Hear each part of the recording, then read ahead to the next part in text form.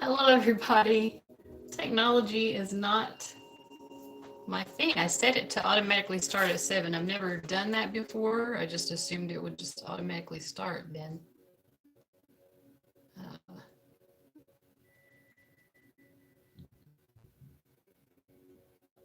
anyway. Hello, everybody. All right, so just to let you know, I've already got a list. There were people that showed up early. All right, so just to let you know. And I do have a list currently of 7 people for the free readings. And I'm going to work through those. If someone makes a donation, I'll alternate between the free readings and the donation-based readings. I'm sorry that the video looks so horrible, but at least you can hear me, I hope. Can everybody hear me okay? Because that's the most important thing.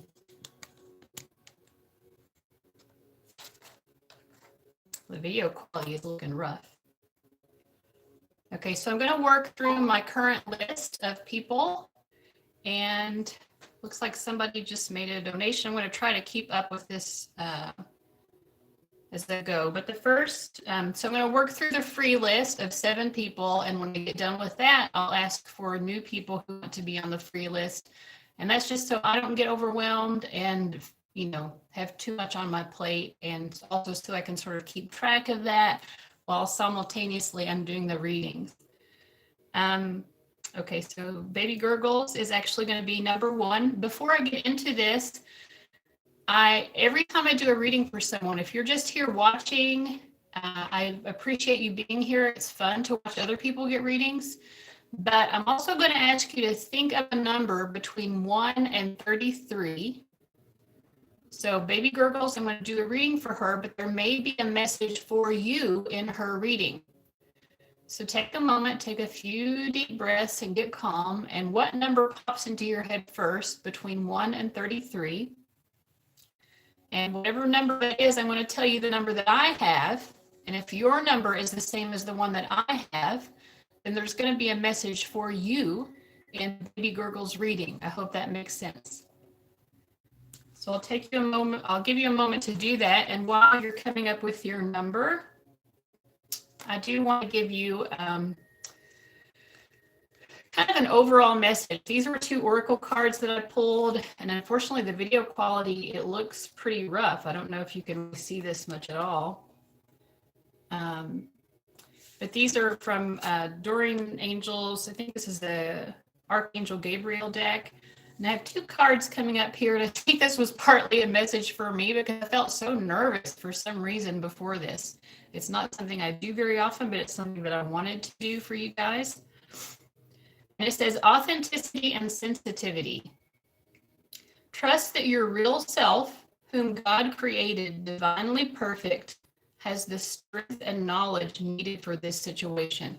So I think that's a good reminder for all of us that when we feel a little bit overwhelmed, that, you know, we can just relax a little bit and give that to God and trust that God has the knowledge. If we don't feel like we have the strength or the knowledge, God does. We also have sensitivity. Your sensitive feelings are your muse and inspiration for your creativity. So if you feel sensitive, if you feel worried, if your emotions are a little bit overwhelming you, you know, see the blessing in that. See that there is a reason for that sensitivity. Maybe it's meant to inspire creativity, or it's just there to assist you in some way. I happen to be a very sensitive person, and this is part of why I have this psychic gift.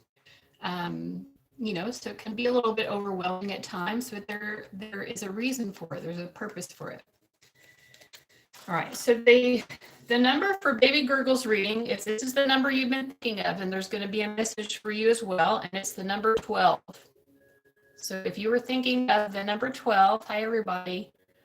Do I look very blurry? Because to me, when I look at myself on my laptop, I look very blurry. When I look at myself on the phone that I'm recording from, it doesn't look that way.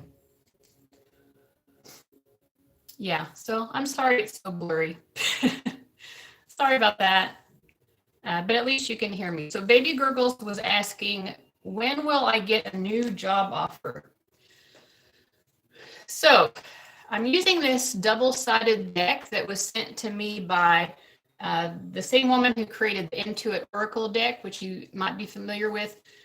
And even before we started this, the card on one side is the Three of Pentacles, which is about work. And the card on the other side is the Six of Wands, which is about success. So Baby Gurgles, I already am getting the feeling that you're going to have great success with this job offer, but I'm going to look more into it. So yes, I think that you will have a job offer coming soon. But let me give you some more details.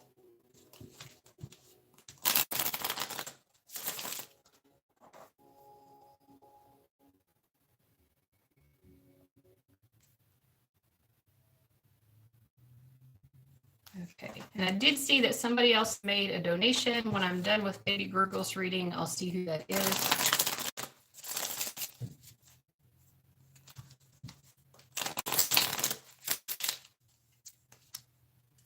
Okay.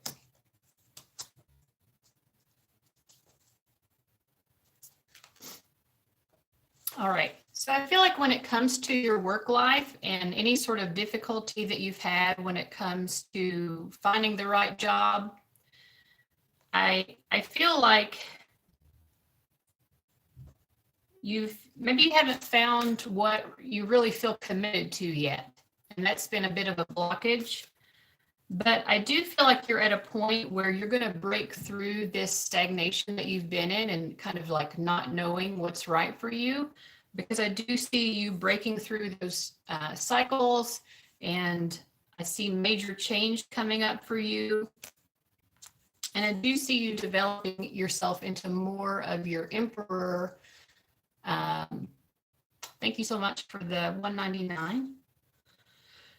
I do see you developing more of your emperor quality and being more certain about what you're here to do and what your purpose is in terms of your career.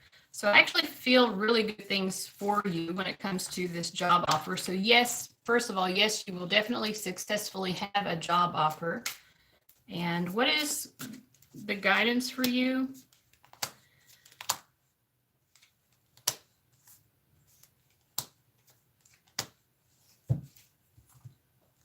I feel like you need to just be confident in who you are, that maybe if you feel like you're more at the beginner level in terms of your career, that, just to find peace with that, because we all have to be where we are. That's part of the journey. So don't discount this part of the journey right now. That maybe you haven't gotten to the emperor level. Maybe you're more like the Page of Pentacles and you're more at the beginning level. So if you can find greater peace with that and understand that itself is a necessary part of the process, just like if a child has an inherent destiny to become an architect, well, you don't expect that child to be an architect when they're 2 years old, right? And I'm not saying that you're 2 years old, but just as an analogy, you are where you are now, and you can't place so many expectations on yourself. And I also feel like, you're very free spirited. In general, you are someone who is not afraid of embracing change and just seeing what's out there career-wise and exploring your different options. I feel like there's been someone who's been very judgmental of that, perhaps especially a man. So maybe this is your father, or just, maybe you've had judgmental, dismissive kind of reactions from people in terms of the choices that you are making with your career. And this, if you let that get to you, that is going to block you as well. All right, so I see that you're asking about the win. Let me pull one card for a timing about the job offer. Look at the King of Earth, which doesn't give us a specific timing, and then the Three of Wands. So I think it'll be quick. I think it will be fairly quick, like 3 weeks maybe. So yeah, 3 weeks is the time that I'm getting, but I also feel again like there's just a very strong, stable financial energy here, and you're going to be successful. And try to stay in that energy of trusting rather than in the energy of doubting. Let me see if I can turn the. Nope. I wish I could turn off the comments because they're really getting in my way. Okay. All right, so I'm going to alternate between that and the paid reading. So we had a paid reading from Priscilla.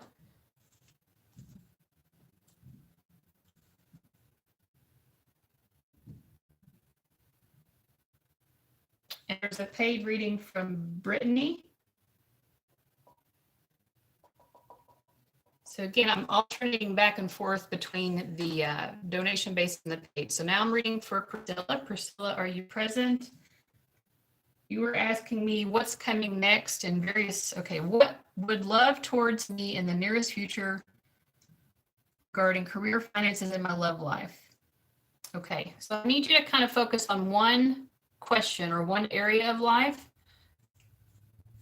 because these are mini readings. We're doing one question.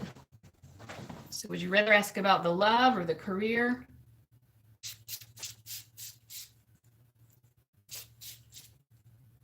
You're very welcome, baby gurgles. Okay, Brittany is Tina. Okay.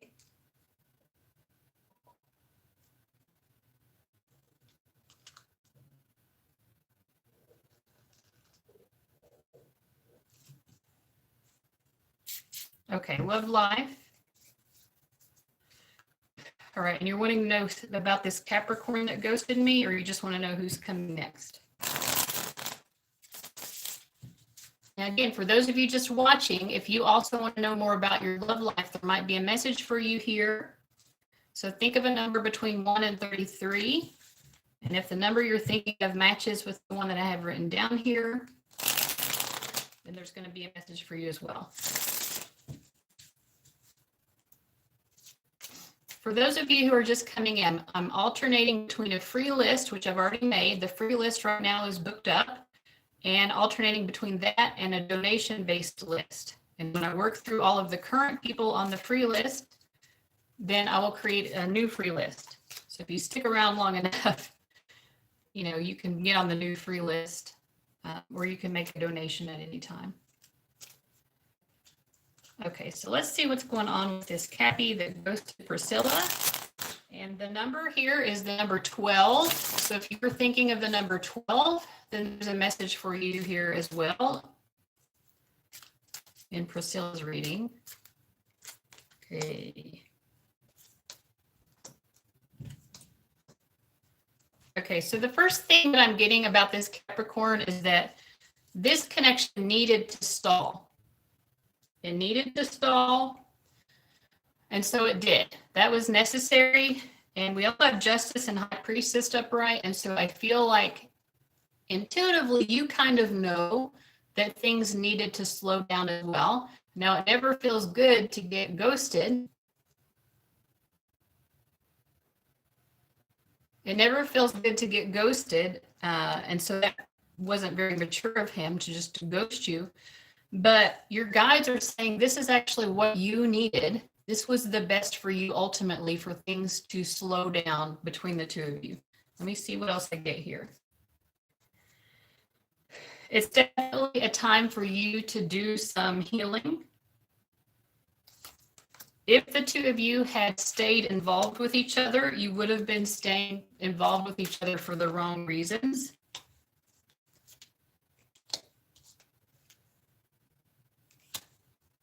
And I also feel like at some level you were kind of bad influences on each other. So it's sort of like this is something that happened, and I know that you're not happy about it, and it's not what you wanted, but it's something that happened to sort of like spur you towards making a necessary change in your life that maybe didn't even have anything to do with him but it's a change that you would not have made if the two of you had continued to be interacting the way that you were.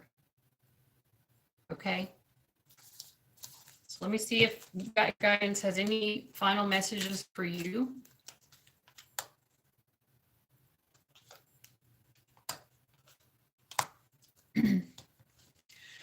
Priscilla, I do feel like he still genuinely has feelings and a strong attraction to you. And it's love. It isn't just sexual attraction, although there's both of those. I get the Devil, the Ten of Cups, and the Five of Wands reversed. I feel like there will be a resolution to this. I think that there will be a point at which the two of you have that harmony back again. And, there is the potential to come back together in a relationship. There's the desire for it on both parts. But I feel like right now is a moment to really focus on yourself. It's a time to really, create a little bit more stability in your life. Because I feel like the stability is what's been really lacking. So that could be in your career life, or just being able to manage your finances, or just in general, like just needing to be more grounded and secure in life. Being able to sort of like stand on your 2 feet. So that's what I see for you, Priscilla. All right, so the next the free reading I have is Patrien. Patrien, are you still here? The question was, what action is required to move closer to her soul alignment? All right, hi, Patrien. So again, if you're watching and you want to learn about moving into your soul alignment, pick a number between 1 and 33. And if the number that you are choosing is the same as the one that I'm about to say, then there's a message for you in Patrien's reading as well. I'll give you a moment to come up with that number between 1 and 33.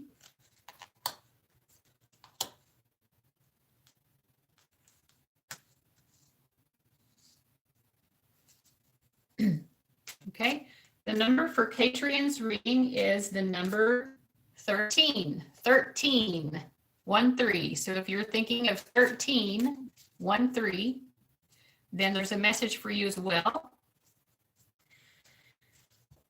So how can you move closer to your soul alignment and to greater peace?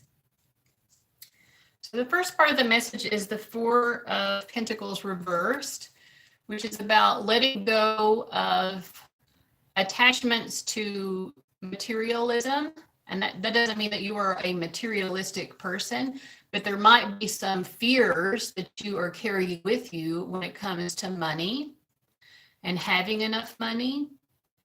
And so the first thing that's going to help you come into a greater alignment is releasing that attachment and being more in a place of trusting.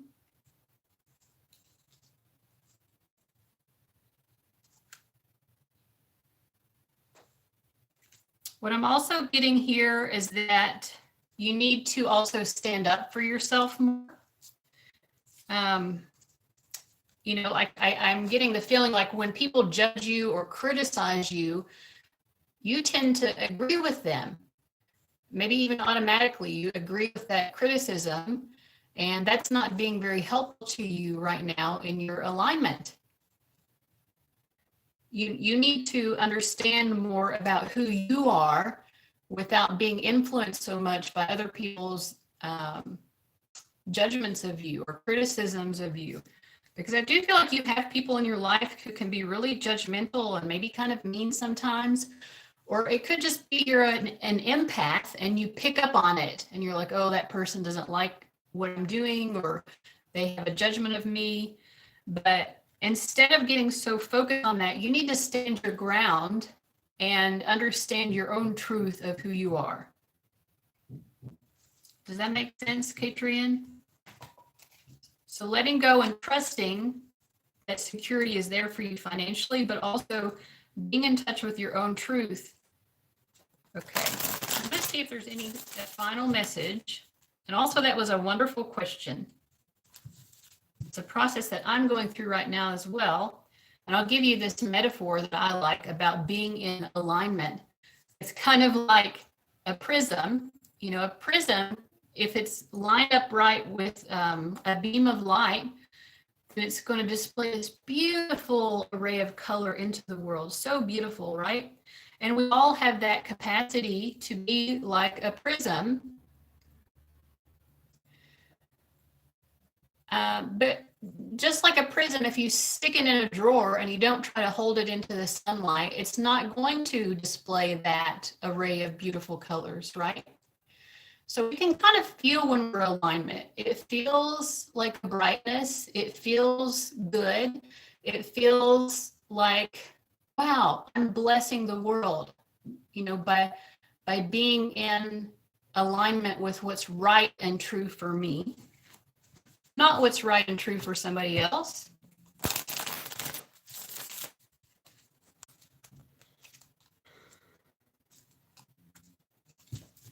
And the final message for you, Patrien, about getting in alignment is, I really feel like you've had some sort of judgmental or harsh male presence in your life, some man who's been very harsh. Maybe there have been a lot of disagreements with this person, or you have very different perspectives on things. It's hard for you to understand the other person's perspective. And you know, your guides are saying that you're going to find greater peace with that, Patrien, and that's going to help you to become into more alignment as well. I feel like you've let this person define you too much in some way. And so I see you moving past that. I feel like you're just in general having greater trust that everything is okay, that life is supporting you. Okay.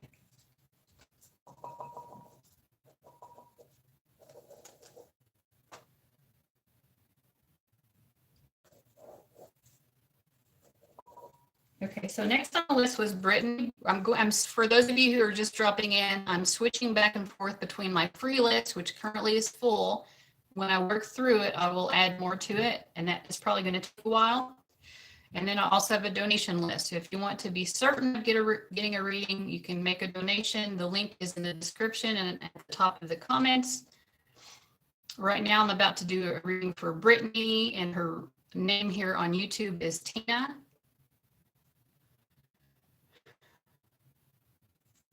Tina/Brittany, are you still with us?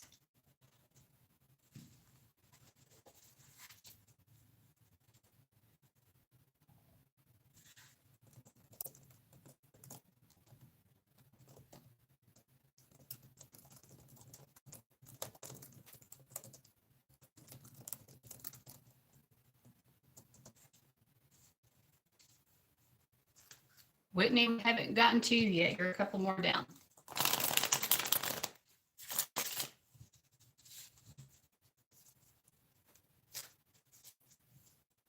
Okay, Tina. All right.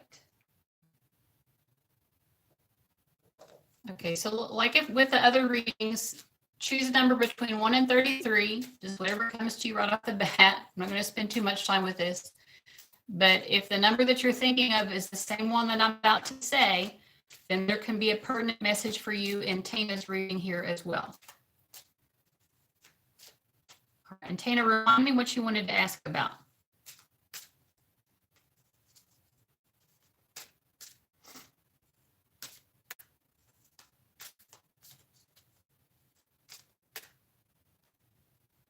I think you just wanted to know what's coming in February in general.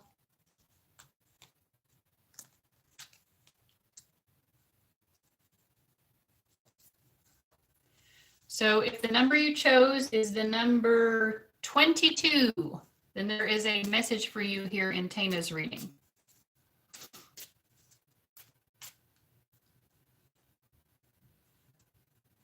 All right, Tina, so I believe your question was just in general, what's coming in February?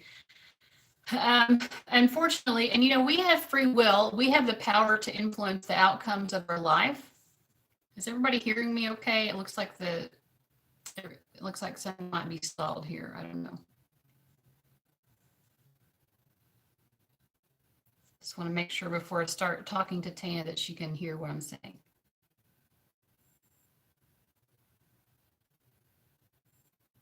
Okay. So we have the power to influence our lives. So no outcome is set in stone. But I do see in February that there's going to be some sort of lack of harmony. I feel like it's in your love life. Like there might be, if you're in a relationship, I see the possibility of maybe having an argument or something that comes up. Or just feeling like if you're not in a relationship and you're wanting to be and you have feelings for someone, I just see it not going as well as you want. Let me see more about it. I think that whatever's going to happen, though,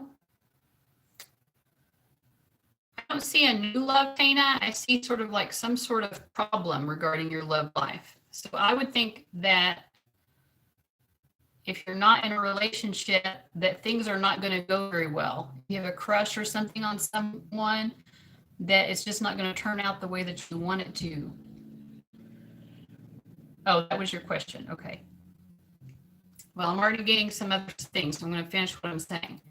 I feel like in February, things are not going to be going as well as what you want in your love life. So if you're wanting someone new to be coming in February, that is not going to happen. I don't see that happening. I feel that there's going to be some sort of disharmony in your love life in February. But it looks like whatever this frustration is in your love life in February, it's actually going to be this spark that leads you to something better and to maybe get out of a pattern. I feel like you've been in some sort of pattern as it relates to your love life. And it's sort of like you finally are like, you know what? I've been going about this the wrong way. Something needs to change, and I'm willing to make that change now. So let me see what the advice is for you. Wow. Okay. So your guides are definitely wanting you to make big changes when it comes to your love life. You need to let go of something. I'm getting 5 major arcana cards. This is a new beginning. This is like a new cycle beginning for you. But it's like in order to do that, you have to release the old cycle. There's been some old cycle that you need to release.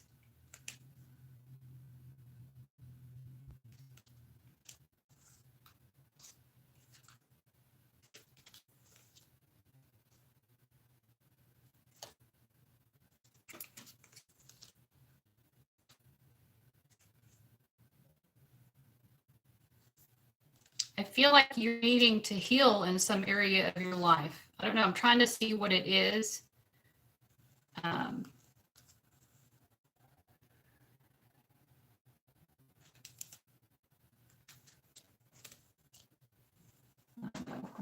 I'm having some trouble figuring this out. Give me just some patience here, so I'm going to get you the best answer possible, because it seems like a very strong message. I've got major arcana cards all over the place.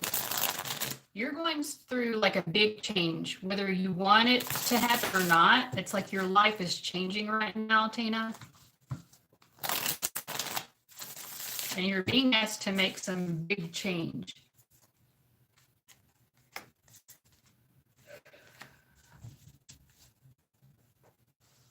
I feel like your guides want you to take more leadership of your life rather than just leaving it all up to fate. What's going to happen? They want you to take charge of your life. They want you to find the solutions for your life. You know, it's almost like they want you to think that you're the boss of your life. You're the CEO, but you've been living your life like you're this low-level employee of your own life, waiting for someone else to tell you what to do with your life. You're the CEO of your life. You're the CEO of your destiny.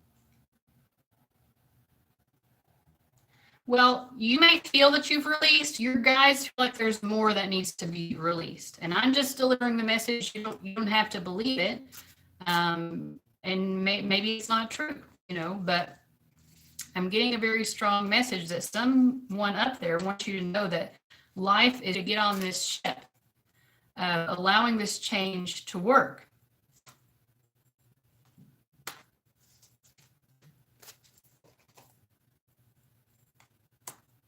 So they're also telling you if it's not making sense to you, they want you to be open to synchronicities that will help give you clarity.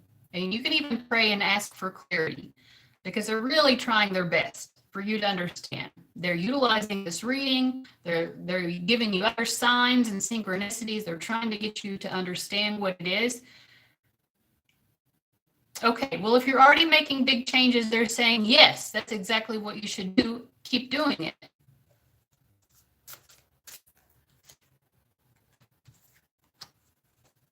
If the changes are already being made, they're saying that's exactly what you need to be doing. And part of that change is, just being in control of your own life and your own destiny.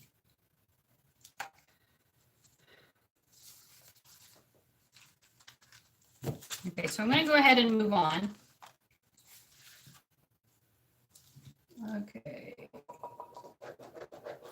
So the next on my list, for those of you who are just, well, I'm sorry, honey, sometimes it doesn't resonate. That's the message that I'm getting. So, I mean, your guides can assist you to the point you're willing to accept the message. If you're already changing, then they're saying congratulations. So it is resonating because you are making those changes and they want you to keep doing it. So the next reading on my list is Moon Goddess.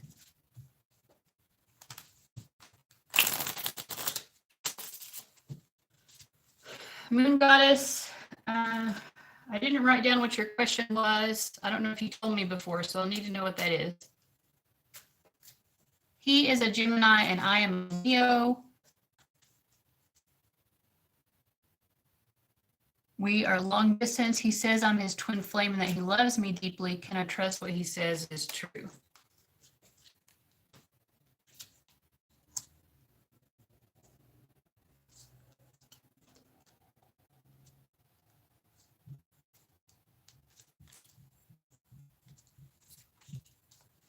Yes, you can trust what he says is true, but I do feel that there is like a difficult energy between the two of you, because I feel like you are not really seeing things from the same point of view.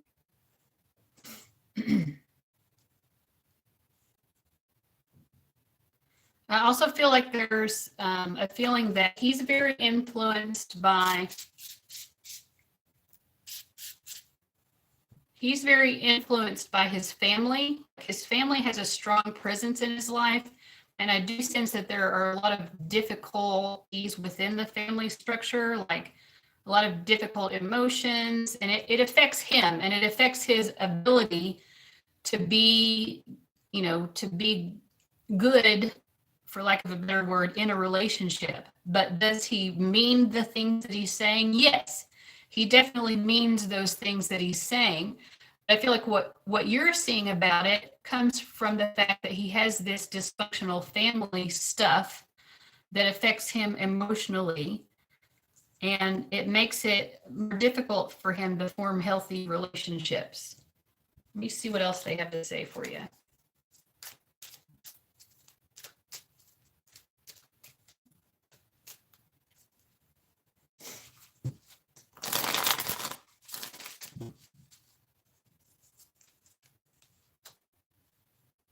Okay, so that's making sense for you. So yeah, and I feel like also from your end of it, I think for the most part, we have the Queen of Pentacles upright and the Empress reversed and the Wheel of Fortune. I'm feeling like, you feel confident and secure in your own skin. More or less, you feel pretty good about yourself. But I feel like your guides are saying from your end of it, he needs to work on the family dynamics and the emotional stuff that causes for him. From your end of it, you're like the Queen of Pentacles. You're meant to be the Empress, which is like the next higher level of the Queen of Pentacles. So you're almost there. But it's like continuing to embrace the power of your divine feminine energy and being sure of yourself and being in your divine feminine power. That's what's going to, from your end of it, you can't control what he does, but from your end of it, that's what's going to continue to move things forward with him in a positive way. So I do feel like this is positive overall.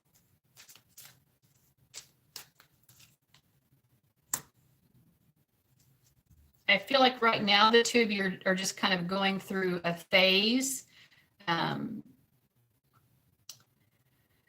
You know, it's sort of like your personalities are getting in the way. You're both kind of like, you're both triggering each other, but ultimately things are going to start moving together, moving forward more positively. So yes, he means what he says about loving you, and you both have areas where you need to work on yourselves, and yeah, things are going to improve. So that's what I'm seeing.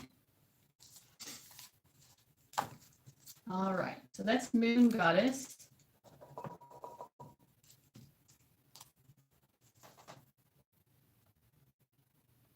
I believe the next reading, let me make sure here.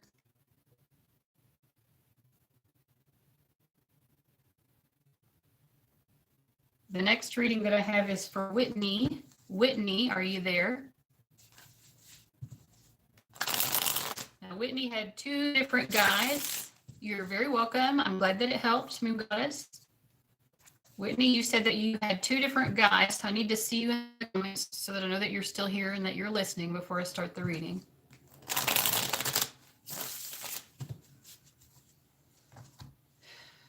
Okay, hi Whitney. Now, if you're watching and if you have two different people who you're confused about, then I want you to pick a number between 1 and 33. And if the number that you think of is the same one that I'm about to say, then there's a message for you in Whitney's reading as well. So take a moment to do that. And Whitney, I want you to think of guy A and guy B. You might want to write it down or just get it straight in your mind, because I'm going to talk about guy A as being one of these guys and guy B as being the other one.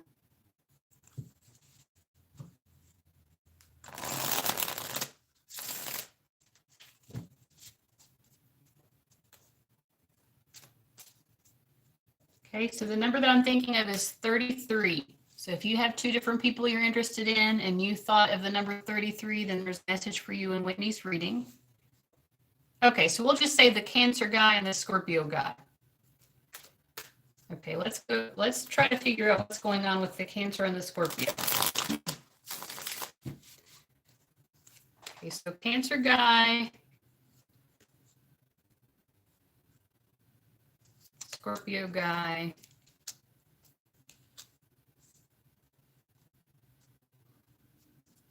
So what I picked up with the Cancer guy is that I think the Cancer guy also has two women that he's interested in. So that's the first thing. And I think that, you know, his movement towards you might be a little bit slowed down because he himself is sort of confused in the same way that you are. Cancer guy is not sure who he wants to be with.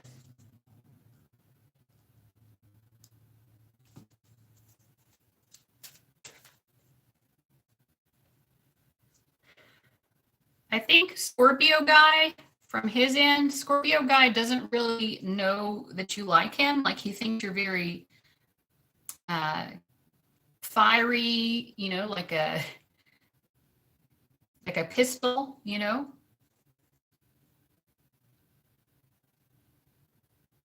And I think he himself is not sure. He's like, I don't know if she likes me or if she hates me, you know. So maybe the way that you flirt with him is just confusing him a little bit, because he's like, is she trying to just argue with me, or is she arguing with me because she likes me? I think he's not really sure. Scorpio guy is kind of a loner, and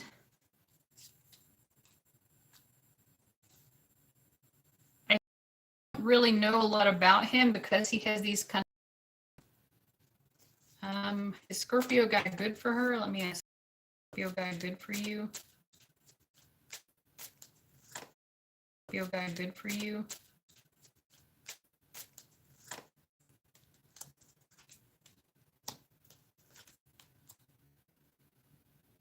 I kind of feel like Scorpio guy is sort of lost in his own world. He is trying to figure out his own life and he has a lack of direction.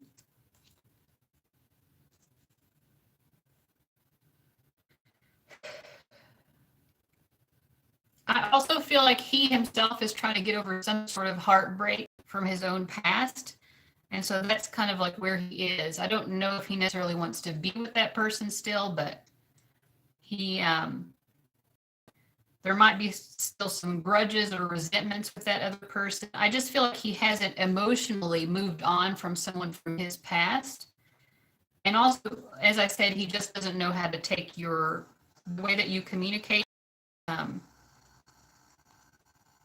You come across him as like sometimes like you're trying to argue with him. Okay, they are both your exes. So it could be that he's not over you, but he also just feels like there's a lot of volatility between the two of you, like a lot of hostility. He definitely hasn't moved on from you emotionally, if that's what it is. And it's like he lacks direction in his life. I feel like, yeah. So in terms of if he's good for you or not, he's not good for you right now. With the Cancer guy, like I said, I feel like there's some other woman that he has feelings for as well. So I think he doesn't really know what he wants. I also get the Cancer guy that he feels like it's sort of like a lost cause. He does see you being like beautiful and wonderful, but it's almost like he feels like you're too good for him. Consider other options because he just feels like he's at a loss. Like, well, I don't know how to make it work with Whitney. So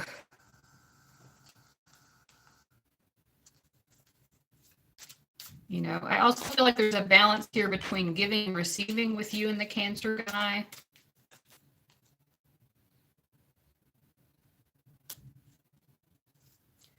I think that, it might be with both of these guys, and, this is probably not what you want to hear, but it might be time to sort of accept with both of them that these are kind of dead ends. Should you approach the Cancer guy? Let me see what would happen. Should you approach the Cancer guy?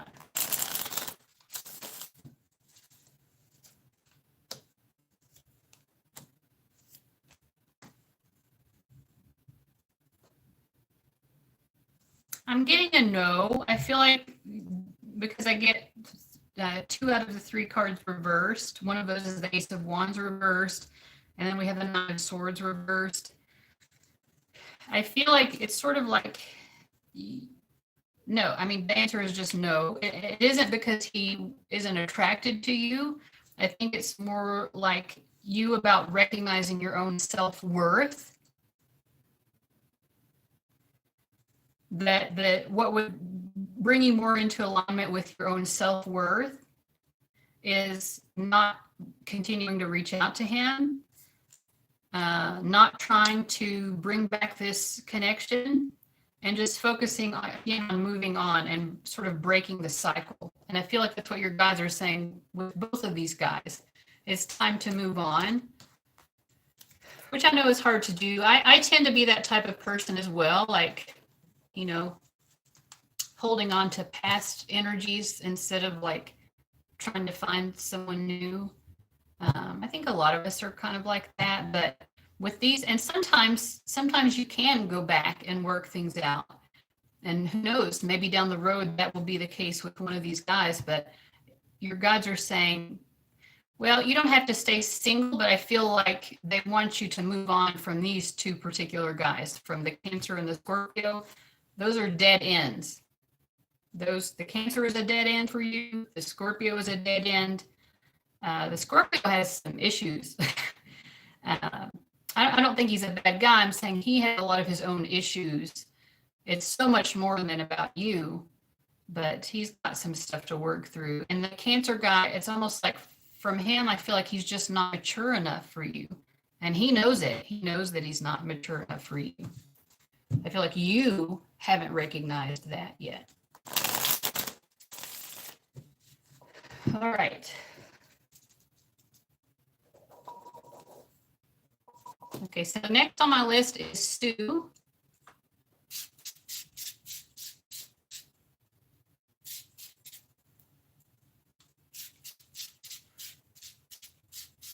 Sue, are you still there? Before I start your reading, I want to know that you're here.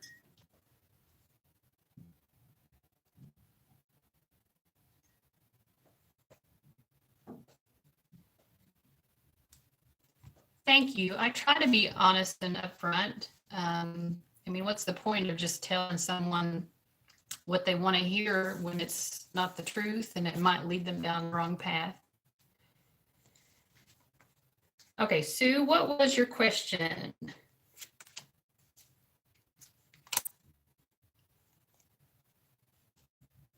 And for those of you watching, if you want to see if there's a message for you in Sue's reading, think of a number between 1 and 33.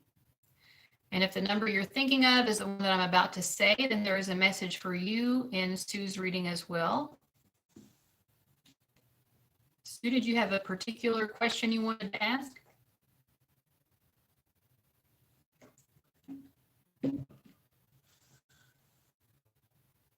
Okay. All right, so if you're watching, the number for Sue's reading is the number 6. Girl, without a doubt, because I have the Ace of Swords upright and the Chariot. Yes, you will definitely receive a full scholarship to your dream school in Minnesota. Have you asked me that before? Because I feel like I've answered that question before. Someone's asked me a question like that before. But yeah, you definitely will. Like, I see you really moving forward. Like, things are going very well for you. So yeah, I don't know what else to say, but if you are watching and the number you chose was number 6, if you have a yes or no question, something that you're hoping will turn out in your favor, the answer for you is yes as well.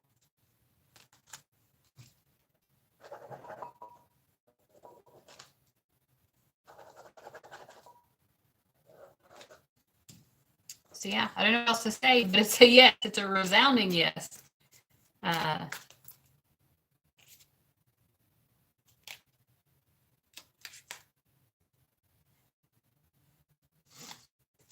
Okay, so the next here is Noreen.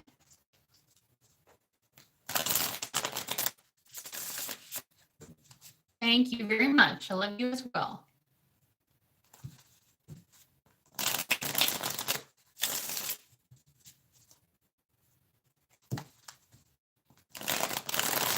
Doreen, are you still here? So if I start your reading, I need to know what your question is, and I need to make sure you're here and you can hear me. Gabriella, I never had you on the list, honey. I'm still working through the current list.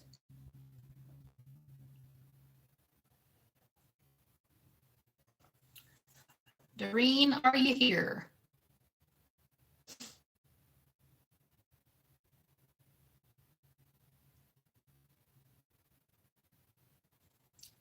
Okay, Doreen, what did you want to ask about? Was it something in particular?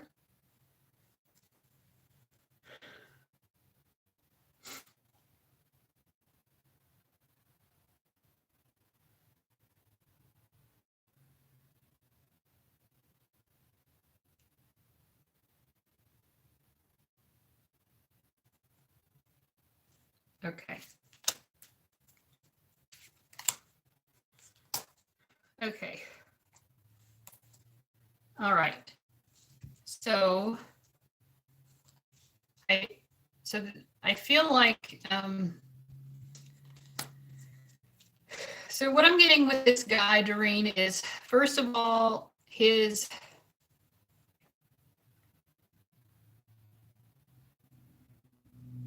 very good with his emotions. Sometimes he can be maybe a little bit controlling or repressed or moody. So he doesn't have the most maturity emotionally. And I also feel like he feels very overwhelmed with life right now, just in general. And I feel like he's having a lot of trouble with that.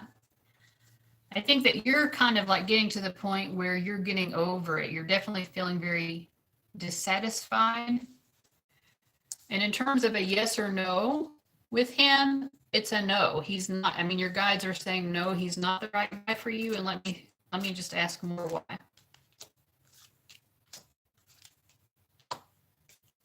I just feel like there is someone out there that's better than you. And I think that part of what's kept you from getting into alignment with someone who's a better match for you is your own kind of insecurity or like maybe lack of confidence, which we all have. But I feel like maybe you've been sort of settling for mediocre, and this guy for you is sort of mediocre.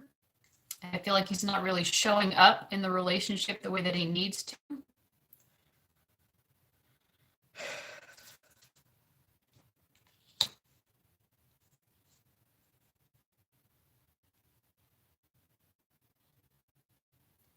So I feel like, the answer is no. He's not the right guy for you. And I think that you need to start seeing yourself more clearly and seeing what you really have to offer.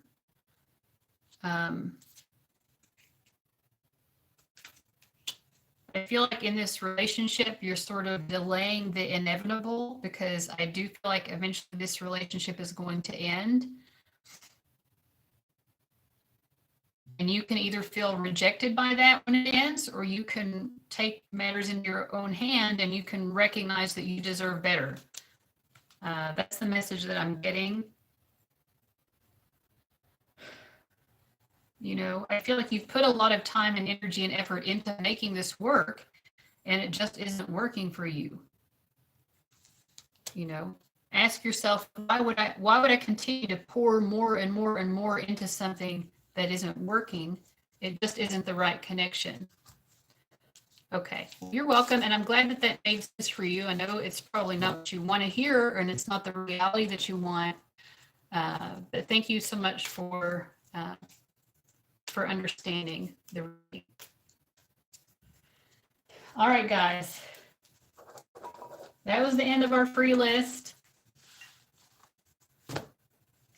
On the count of 3, say, I want a free reading, and then I'll make a new list of 6. So we've got Leo Lady will be number 1 on the free list.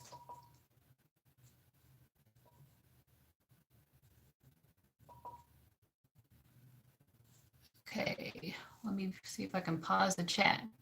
Okay, Leo, Rose, Meili,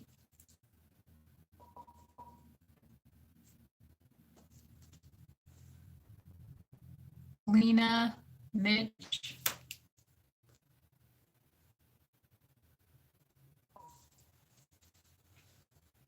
Kailyn,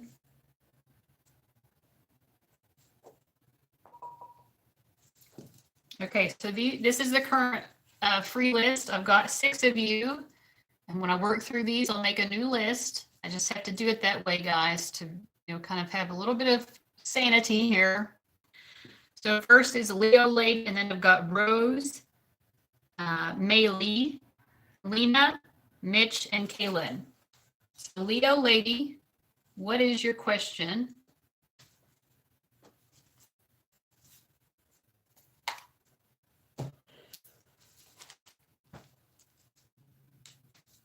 Leo Lady, what's your question?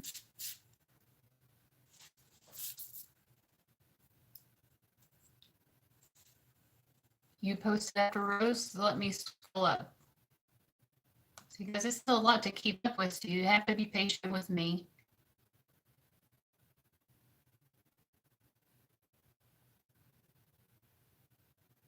I see under Rose, I see Meili, and then Lina and Mitch and Kailyn. And then after Kailyn, I see Cinnamon Cat.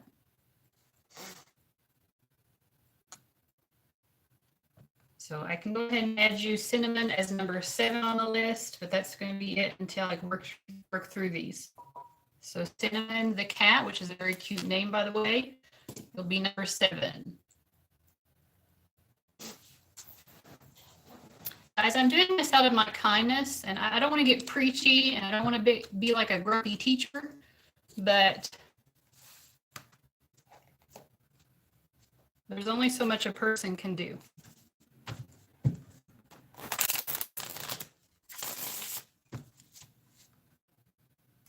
Yeah, you can send me a donation whenever you want. I'll take donations anytime. Okay, so Leo Lady, will you find love soon? Let me see.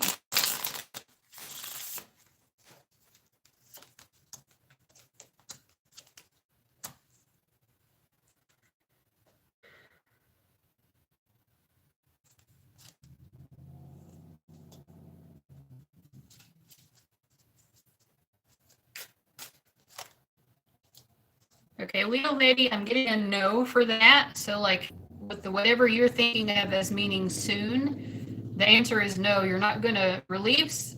You're not going to find love soon. I do feel like there is someone who has like, yes, if you donate, you're on a list as well. And I'm going to alternate between free and donations. So if you want to secure a reading, you can make a donation and you'll be at the top of that list. So you'll guarantee a reading if you make a donation. Which will be nice because I put a lot of energy and effort into these readings. And I like to be able to give free readings. But I also don't like it when people complain that they're not getting a free reading when I can't possibly give a free reading to everybody.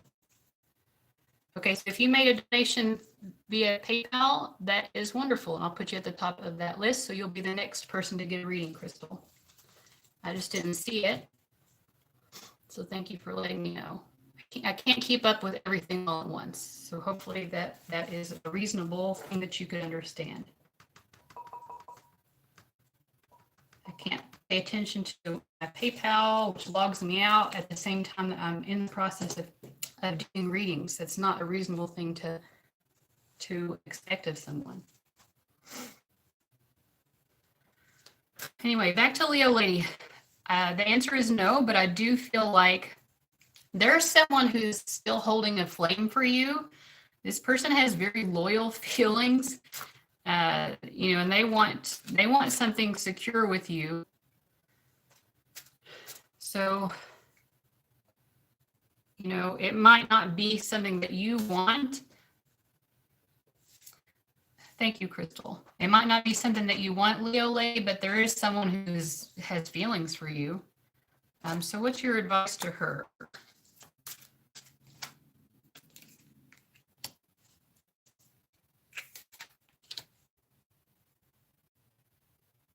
I feel like there's a guy, I'm picking up on the energy of a guy, and I think the reason that you probably wouldn't want to be with him is because there were a lot of arguments and a lot of fighting.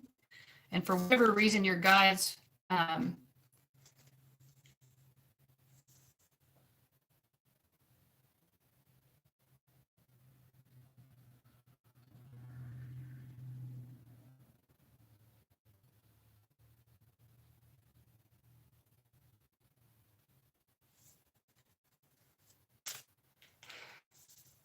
thank you. Let me make you a mod.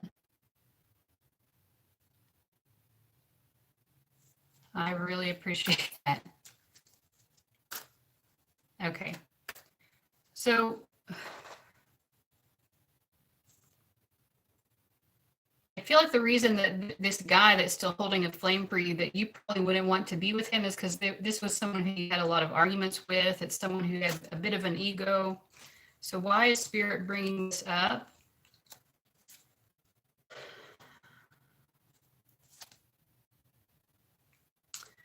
They want you to know that there's still like some sort of like unresolved karma with this particular person.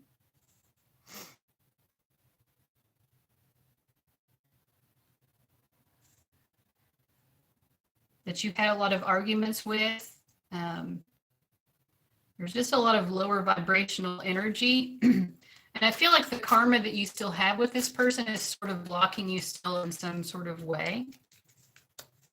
There might have been also jealousy, cheating, that kind of thing. But I feel like your guides are saying that they're actually intervening, or you have angelic intervention in this to help you assist you in releasing the karma with this person.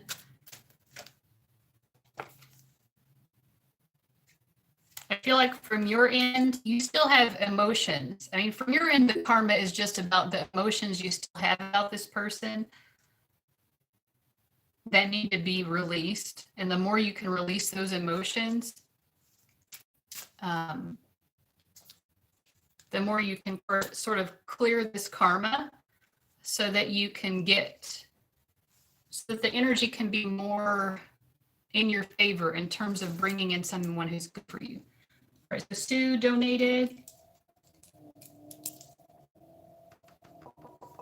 Okay, so Leo Lady, that's what I'm getting for you. I hope that that is making sense.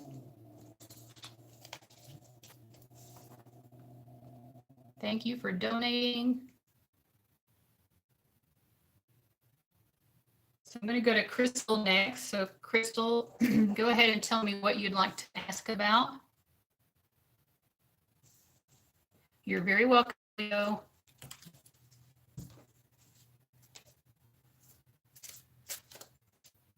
Thank you for helping us, Sue. All right, so Crystal, what was your question? Thank you for being so patient with me. Sorry for getting a little bit cranky earlier. Okay, what can I tell you about your future husband? Let me see here. Well, he's sensitive. I'm picking that up right away. He's a very sensitive person, like a King of Cups type.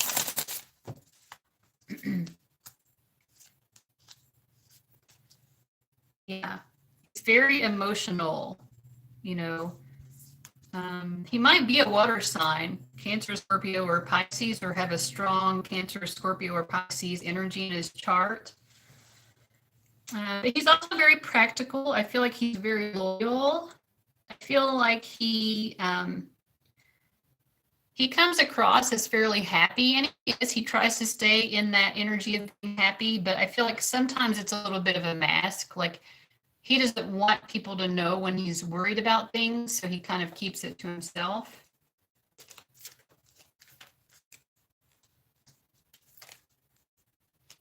I feel like you might actually meet him through work.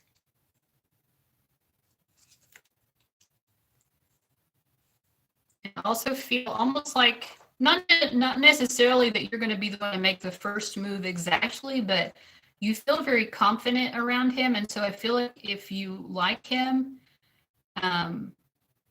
you're not going to be shy about talking to him. Like, I also feel like there are going to be people who are sort of jealous of the two of you, and so that's just something that you're going to have to work through, and you're going to have to be confident enough to not care that other people are like this.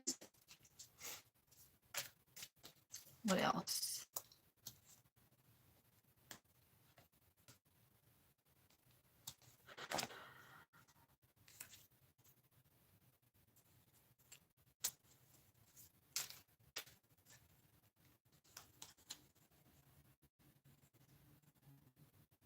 I think that this is someone who's going to cause you to have a lot of spiritual growth. So I think it is like maybe a high level soulmate.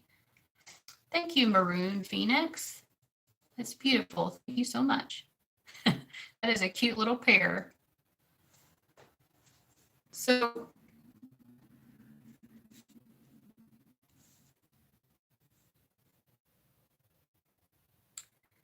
yeah, I feel like, when you meet this person, things might move more slowly than you want them to or something. And I think it's going to bring up a lot of fears that you'll have to work through. So it does sort of spur you to personal growth. But that's what I'm getting so far. Meeting at work, he's a very sensitive, emotional guy. You're going to feel very, you're not going to feel shy around him at all. You're definitely going to feel the physical attraction very strong with him. like at times he's going to be a little bit like, whoa, you're very forward, you know. Like it brings up his own fears of like, I guess, performance anxiety in a way, or like, because you come across him as having like very sexual, confident energy. And I think it makes him like a little bit scared, like, oh, am I going to measure up? Am I going to be what she wants? Like, she seems like, you know, such a heartbreaker. She seems like, you know, so spontaneous, and she has such a free spirit. I think you're going to scare him a little bit.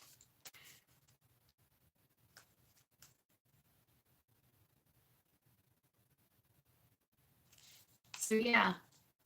But it's not always going to be easy. I think as you get to know each other, there are going to be moments when it's very difficult, in fact. You know, but it appears that it does work out in the end, because you were asking about your future husband, and so this is going to be the person that you marry. But the journey that the two of you take isn't going to be completely easy. And I keep getting this energy that people will be gossiping.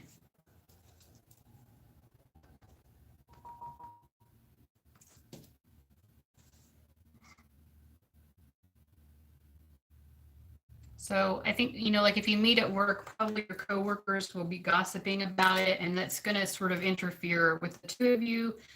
And you'll just have to love yourself enough not to take other people's opinions too personally. That's what I'm getting. I hope that that's making sense for you. I mean, you may not have met them yet, so I don't know. That's what I'm getting. All right, Maroon, I have added you to the paid list, although in general, I would prefer people make their donations through PayPal, and the link to that is in the description and the comments. And the reason for that is the super chats, I get just like 40% of what you pay there. And with PayPal, I get like 99% of it. So obviously that's a better way to send the donation. But I'll put you're number 3. Well, you're after Sue on the paid list.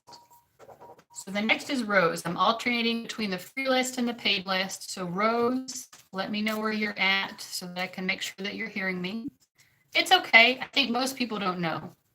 In fact, I think YouTube needs to make sure that creators know that, so that they, you know, can make the best decisions for themselves. Okay, general reading for what's coming in 2020.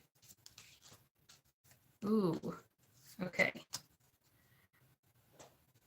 So I feel like Rose, a general message for 2020, you're coming out of a place where there's been a lot of toxic energy, or like things have been very like not working out so well.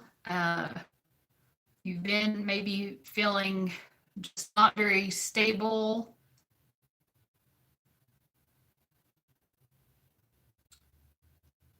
It could be also even like unhealthy patterns in relationships. But I feel like 2020 is going to bring forward movement, because we have the Chariot card. So I think actually you're going to be able to push past all of that toxicity and that lower vibrational gunk that maybe has been holding you down. And I see you being able to really like move forward and be more successful, feel more confident, feel like you have more direction in your life, feel like you can leave that yucky stuff behind. There's like momentum, you know, if you've been feeling not very motivated, or like you just don't have momentum or direction or purpose in life, I feel like 2020 is going to be a year where that comes to you in a very strong way.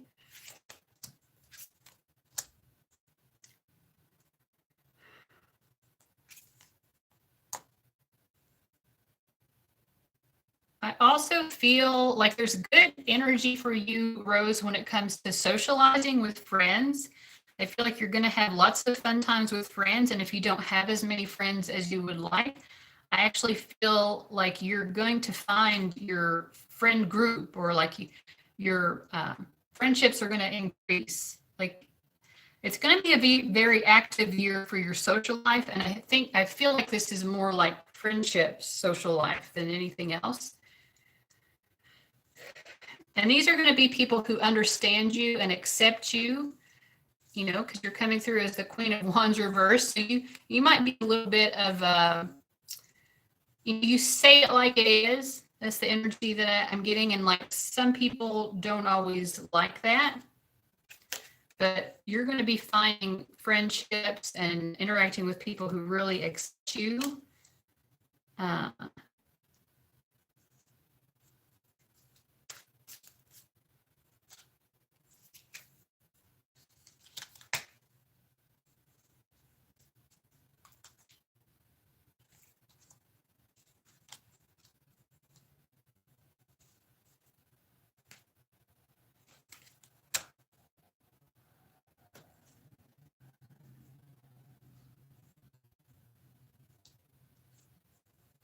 I'm also picking up on the energy of a man. I'm assuming a man, it's the King of Swords. So I'm thinking this is someone who you already have some sort of love connection with, or it's an energy that's already existing. I don't know that it's something new in 2020. I feel like there's been discord with this person, like disharmony, like it's not really being on the same page. Maybe having like you're both very strong personalities, and I think you both want to be right. I feel like you're starting to like look at your love life differently in 2020. And I think I see you like looking around you at different couples who have a lot of harmony and who can work together really well and can work through differences and things like that. And you're starting to see, you know, that's what I want. You know, maybe your priorities when it comes to your love life haven't been in the right place. And I think you're moving past that and you're getting different priorities. So if you, I don't know, whatever it is that you've been prioritizing, like, oh, I want to be with a good looking guy, or, you know, like whatever it's been, I feel like your priorities in your love life are going to be changing. And when you do that, things are really going to turn around for you. It's like you're really making a lot of breakthroughs. So that's what I see for you, Rose, in 2020. I'm glad that it resonates. I'm glad that it makes sense for you.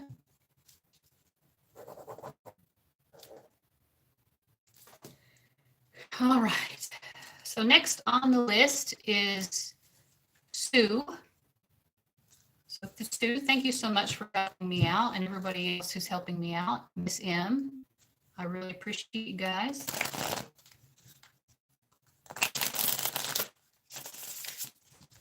Information on the donations is in the description box in the top of the comments. It's 11/11. And you don't have to have a PayPal account to make payment through PayPal. PayPal just processes the payment. So if you have a credit or debit card, you can still make the payment. All right, Sue, you are up.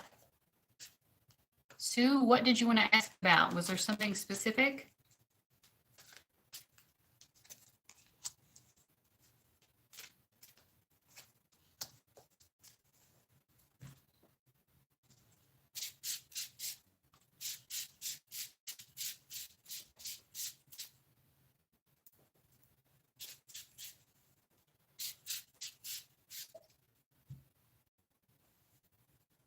Okay, general for 2020.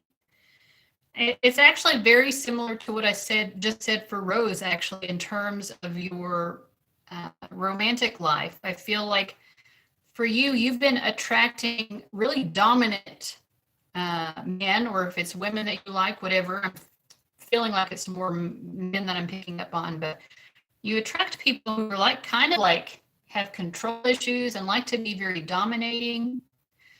And I just feel like you're kind of over it.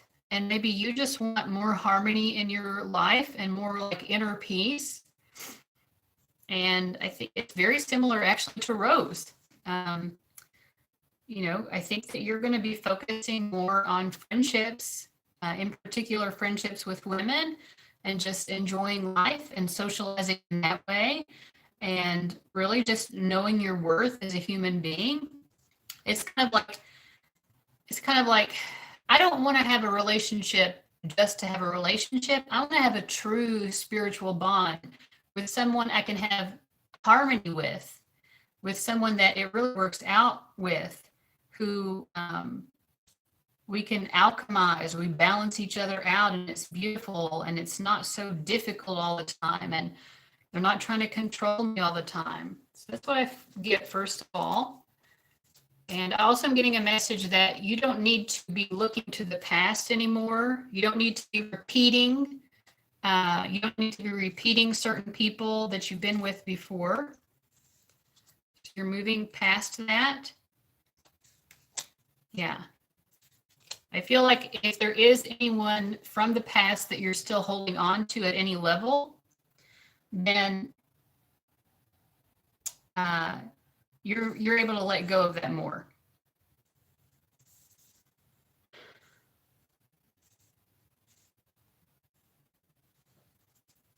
So I feel like you're able to release more.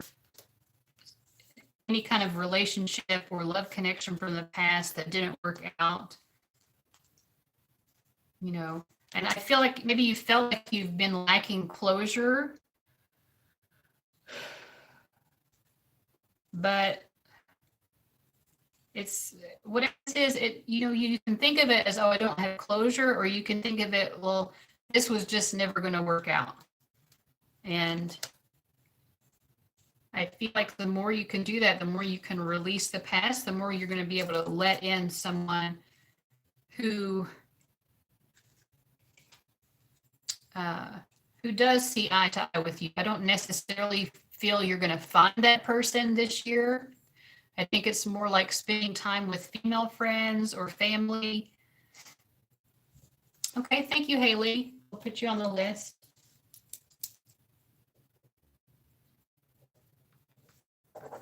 So that's what I'm getting so far, Sue. Was there anything else like specific that you wanted to know about the year? That's just kind of in general what I'm picking up on.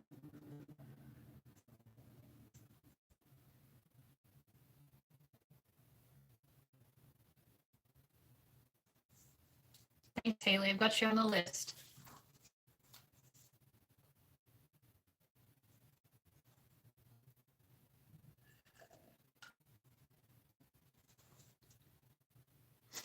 I'm so sorry that I'm so blurry.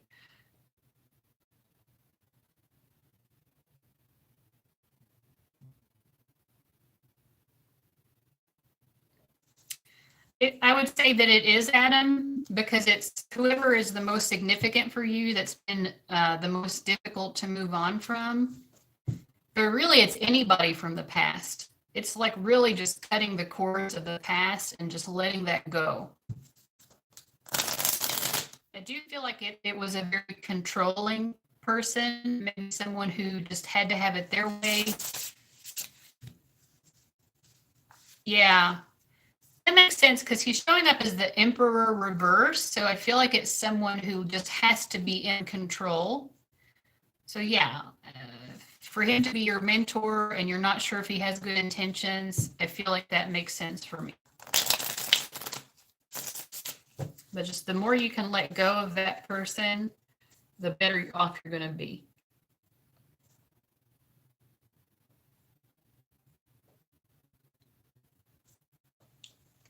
All right.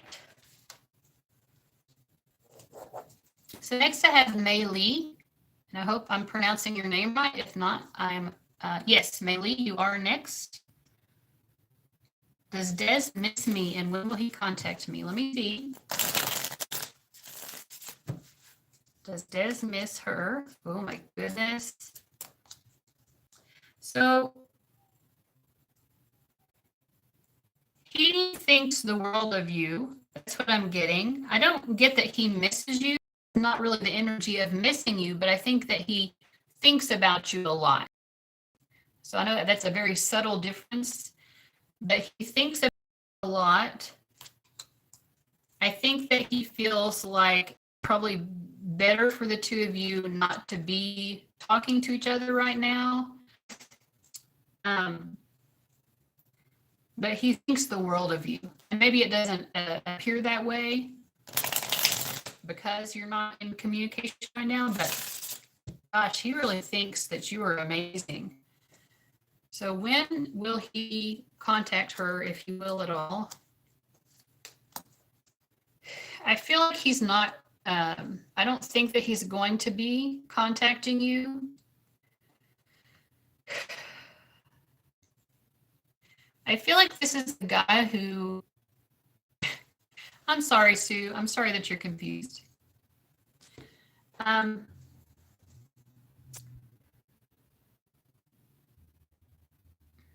think Des is a guy who really cares a lot about what his family thinks.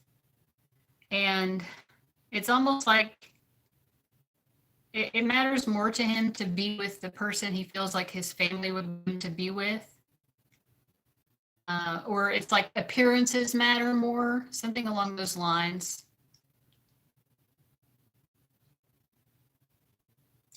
But he also, like, he feels like you were kind of critical of him or judgmental of him. And I feel like that was hard for him as well. Like, he didn't always feel valued. And that doesn't mean that you weren't valuing him. This is the perception he had that I'm picking up on. So I don't see him reaching out.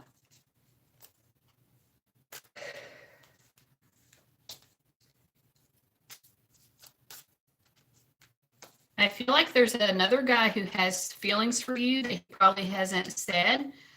This is more of a creative, artistic guy. It could be a musician or an artist. I think it's someone who does try to talk to you sometimes, but you might just think it's more of a friend, Meili. And this person who you might be thinking is more just of a friend, they have these hidden feelings for you. And this is actually someone who, I think it is done with Des, yeah. But if you're interested, there is a friend of yours who seems, and like I said, sort of an artistic, maybe a musical type of guy, someone who plays an instrument or is involved in being an artist of some type. He has feelings for you that I don't think he's expressed. And he actually has, a hope or a desire to have something serious with you. And he likes the fact that you're very independent and you say what you think without holding it back, which I think is something that Des didn't really appreciate as much. So I feel like this would be a really sweet guy.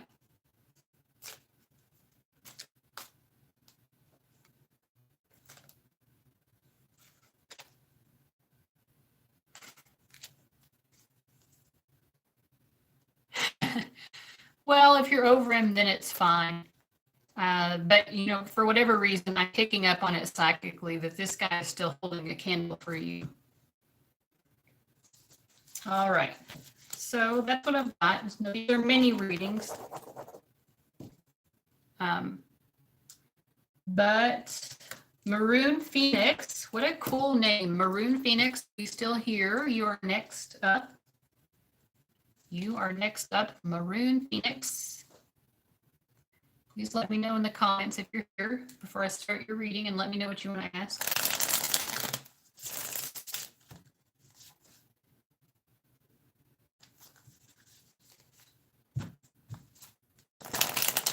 Maroon Phoenix.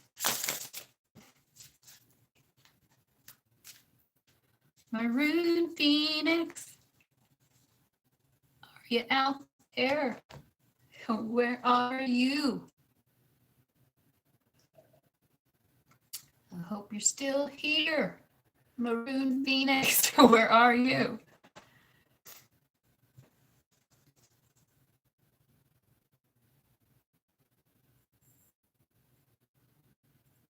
Thank you, Miss M. I appreciate Miss M and Sue for helping me out. Oh my gosh, it helps so much. I'm still waiting to hear from Maroon Phoenix. If I don't hear from you soon, I'm going to have to move on and come back to you later. Okay. Hello. Tell me what you want to know.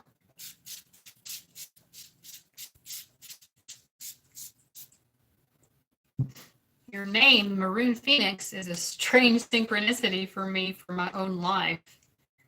So it's interesting. It is a really cool name. Okay. What did you want to know about your soulmate life partner?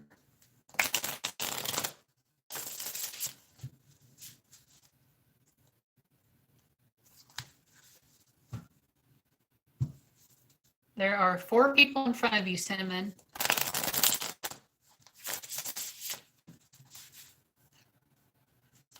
Have you met them? Okay, have you met the person?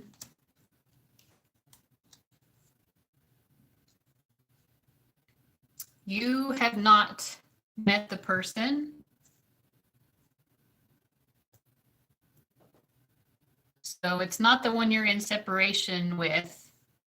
But yeah, the real person you're meant to end up with is not someone you have currently met so far. So I feel like this is just, it's just about divine timing of this person being brought into your life at the right time. Of stuff from family life, like childhood stuff or family with you. Well, all of a sudden I'm less blurry, sort of. And I feel like something about your childhood or dynamics within your own family are in a way leading you to maybe get involved with either the wrong people or just not have the self-love or whatever required for you.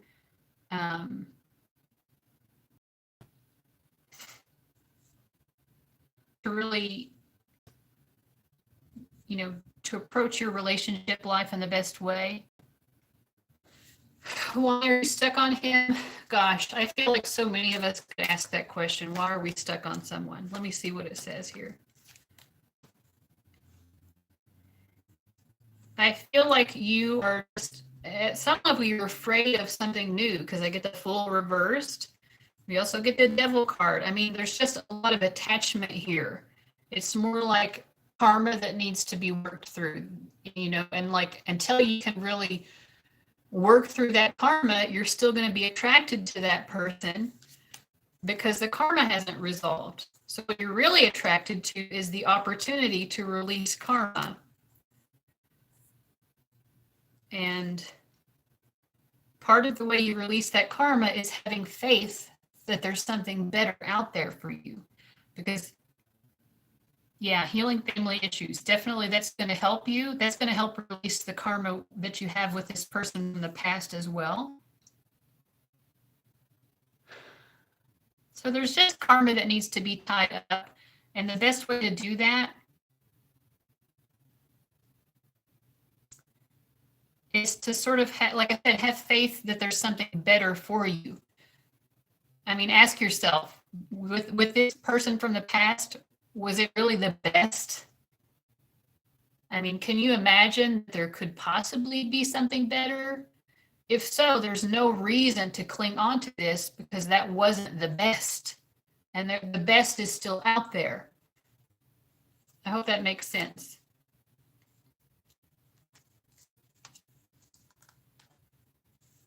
So I feel like you're going to have more clarity as time goes on, and you're going to be more honest with yourself about why things haven't been working. Yeah, and that's the thing. We can really get trapped into this idea that someone can change, and maybe he will change, but then maybe he won't. And in the meantime, you're blocking your own forward movement in life. Yeah. Well, let me see. It causes you a lot of pain that he doesn't put in the effort because it feels like you're putting in a lot of effort. And so, yeah, I don't think you're ever going to be satisfied. It's never going to be balanced. The amount of effort that you're feeling that you're putting in, he's never going to be putting in that same amount of effort. So you're right. Yeah, but it's hard and it's karmic, you know, which means that you're having this experience of being attached to him because there is karma that needs to be released. And that's all that it is. It's just an experience. It's not good or bad. It doesn't make him a bad person. It means that he's in your life so that you can have that experience of understanding the karma or the lesson that he brings you. And really the key or the solution to that karma is simply believing in and having trust that something better does exist and that it's time to move towards that. And it seems like from what you're saying that that's what you're doing, and just keep doing what you're doing and moving forward. All right. Next I have Lina. Is Lina still here?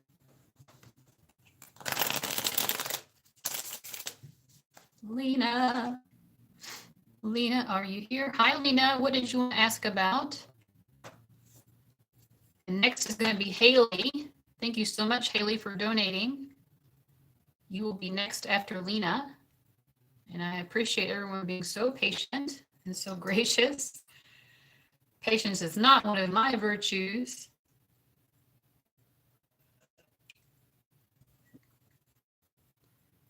It looks like Samantha also donated. So Samantha, thank you so much.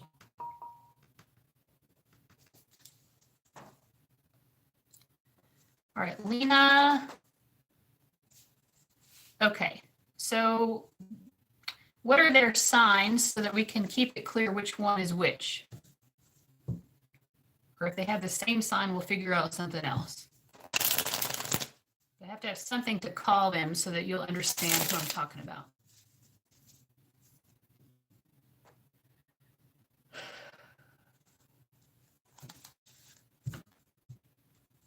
Seems like maybe we're stuck. Okay, Cancer and Libra. Yes, you can still donate.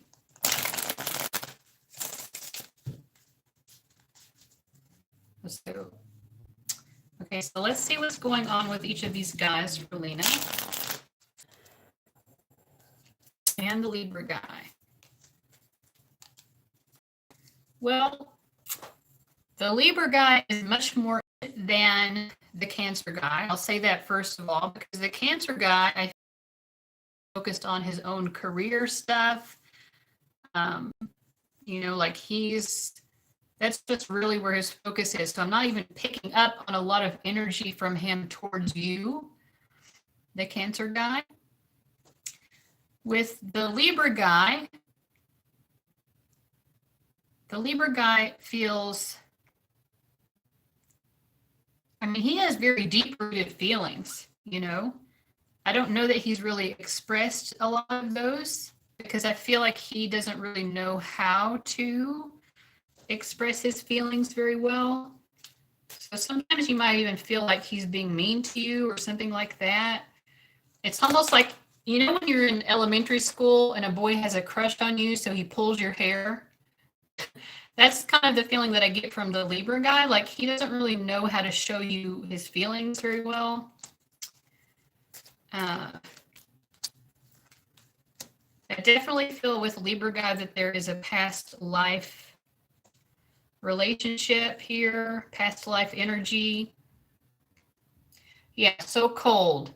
And it, like I said, it's like, because he doesn't know how to express how he truly feels. And so that's the way that it comes across. Like it comes across as he's being mean or something. And part of it as well is like, now this is his perception of you. He perceives you as being sort of like flirty. Like he thinks you flirt with other guys and it makes him jealous. And that's part of why he's mean to you as well, or like why he's so cold. But of the two of these guys, he definitely has the more significant feelings for you. Let me see what the advice is about Libra guy.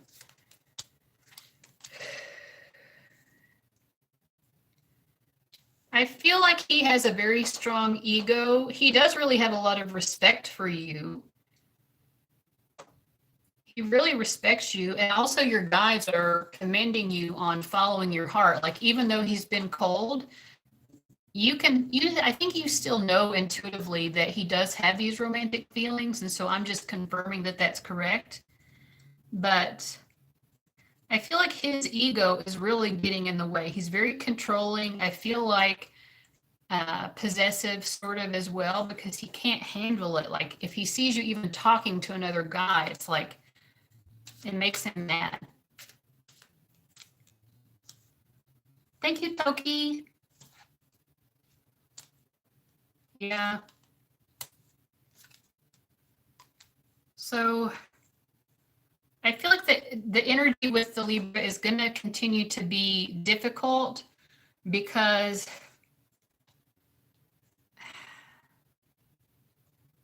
he's going to continue to be cold like this. Like, you're not doing anything wrong. And that's the thing. Like, and you're an independent woman. Can you all still see me? Or still hear me, I guess. Important. But yeah, I mean, his personality is just sort of very, just that ego, not knowing how to express himself kindly. So everything comes across as so mean. And it's going to be hard to balance out because you are not putting up with it. Like, if he says something, you're going to respond just as forcefully.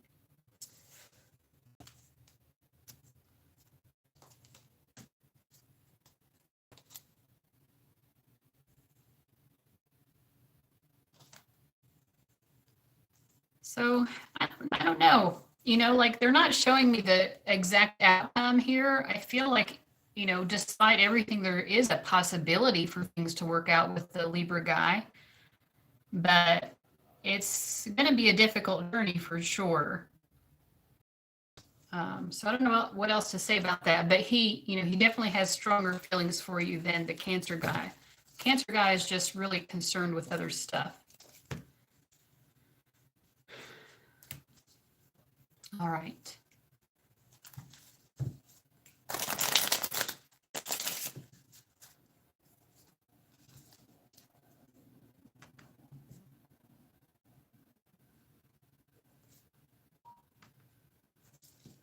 So that was Lina. Next is Hayley. Miss M, I think I've got everything for the donations. It's Hayley and then Samantha. I think that's all I've got right now for donations. Oh, and Jennifer also donated. Let's see. So right now I'm about to read for Hayley. Hayley, are you out there? I have to go back and refresh my PayPal page because it logs me out. Oh, and we've got Jennifer and Nagar who have paid. Thank you so much, guys, for the donations. Right now we're on Hayley, though. Hi, Hayley. Okay, Jennifer is Toki. Thank you.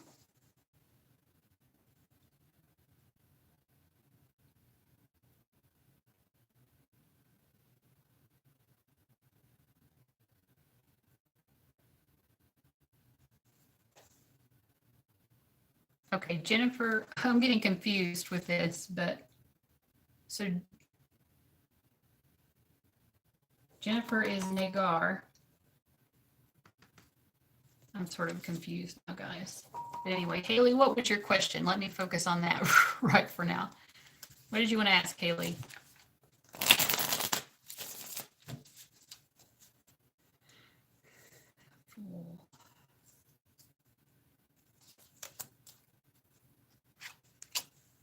Are you here, Hayley? Okay. Okay. Well, I am actually, now this is a new energy that I felt in the other readings, but I actually do feel like you are free to reach out to him and sort of like make amends or like clear things up, or just, reach out with kindness, I feel like the energy is clear for you to do that. I feel like he will be open to that. So I think just reaching out to him, he'll be very open to that. I get the Fool card and 5 of air reversed, which on this card is called making amends, shift the energy.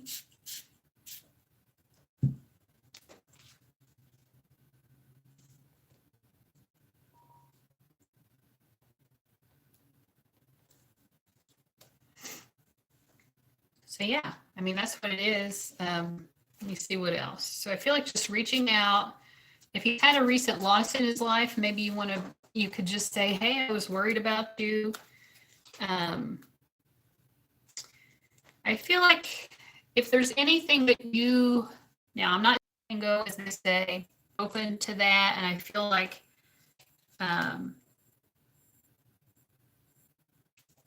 anything where the issue, I feel like there is going to be sort of an openness to clear that up.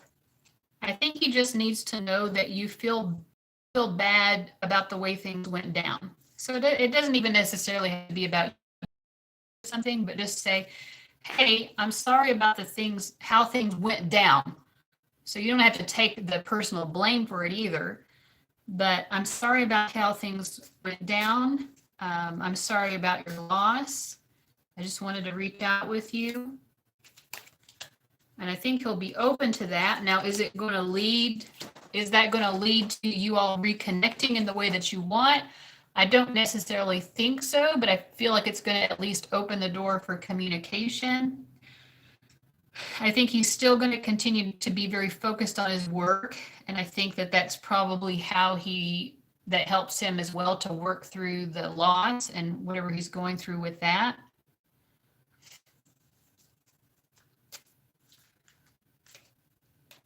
But I'm also getting the message of slow healing. So I feel like the two of you can come back into a more harmonious place, but it's like a slow healing process. But yeah, things are moving in a better direction. It's just going to take time. So yeah, definitely reach out to him and he's going to be receptive. Just don't expect it to turn around 180 degrees right away, because I don't think that's going to happen. But he will be open to hearing from you and he will be nice to you, and it'll open the doors again for communication. Physical distance. So yeah, there are a lot of things here going on. So yeah, it's not going to like jump off and, start going full speed ahead or anything, but I think it is a good move. Your guides are saying, yes, it's okay to go ahead and do that.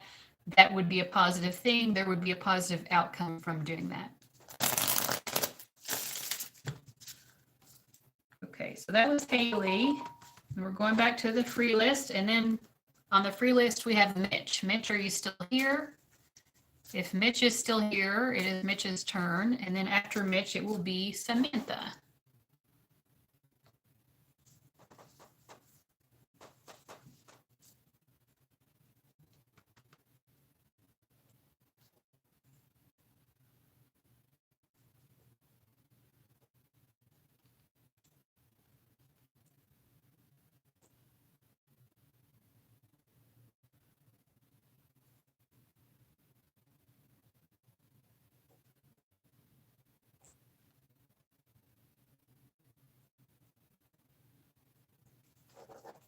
Okay, and I think I've got the paid list figured out. We have, on the paid list, we have, right now in Mitch, is Mitch, okay, hi Mitch, go ahead and type out your question. And then on the paid list, we have Samantha, Jennifer/Toki, and we have Jennifer/Nagar, and then we have Rose. Rose also made a donation. Thank you so much, Rose. Thank you guys, it's so kind of you. Oh, and then Fall Zombie, I didn't see it show up yet, but I'll be on the lookout for that.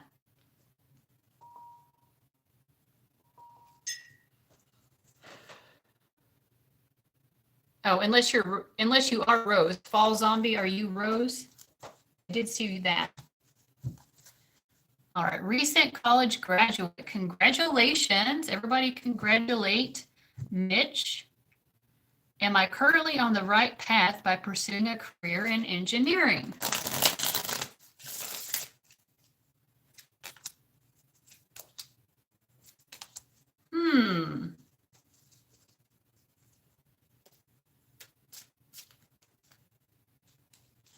Huh.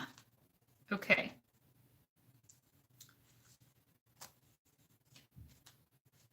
Okay. So I'm getting a couple of things for you, Mitch. First of all, I'm feeling like maybe this was like a childhood dream of yours, or being an engineer is something that you have thought about since childhood. Is that correct?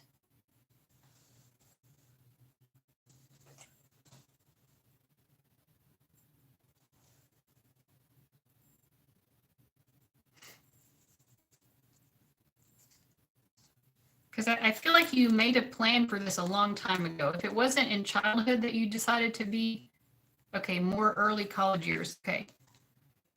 So it was a decision that was made in the past. I mean, when I do yes or no questions, I pull 3 cards, and if more of them are upright, that's a yes. If more of them are reversed, it's more of a no, and I get 3 reversed cards. I get the Queen of Pentacles reversed, I have the Fool reversed, and I have the Lovers reversed.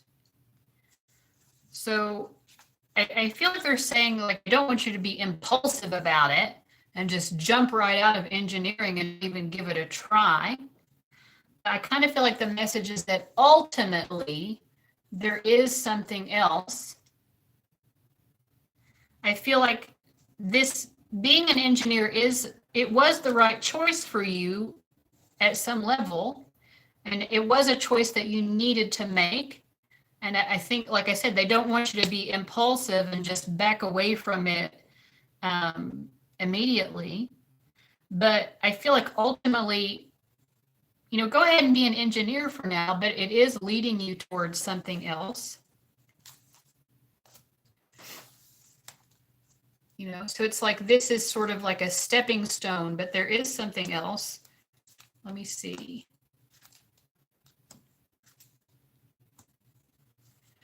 I kind of feel like for you, Mitch, there is also something that's more creative within you, like sort of like a way of expressing your emotions creatively or something, or it could be that, and it could be something to do with, I don't know, being more involved with people.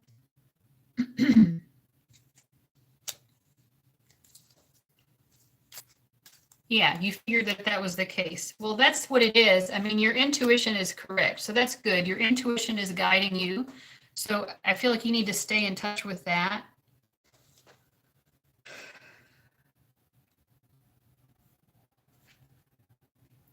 But I also feel like there's a message here, like, don't get too caught up in the anxiety of it right now, because like I said, they don't want you to be impulsive. It's not level. But I think that you're going to start to get more clarity about what this other thing is as you go on. And they're also saying, like, sometimes you lose faith because, and the reason is why, is because you're trying to align with a sense of purpose. That's really what's bringing up this confusion or this anxiety within you, is you have such a strong desire. Your soul has such a strong desire to be living with purpose. And that's all. You just have to understand that. You don't have to be anxious about it, because it will become more clear to you. So they don't want you to lose faith and feel like everything is wrong.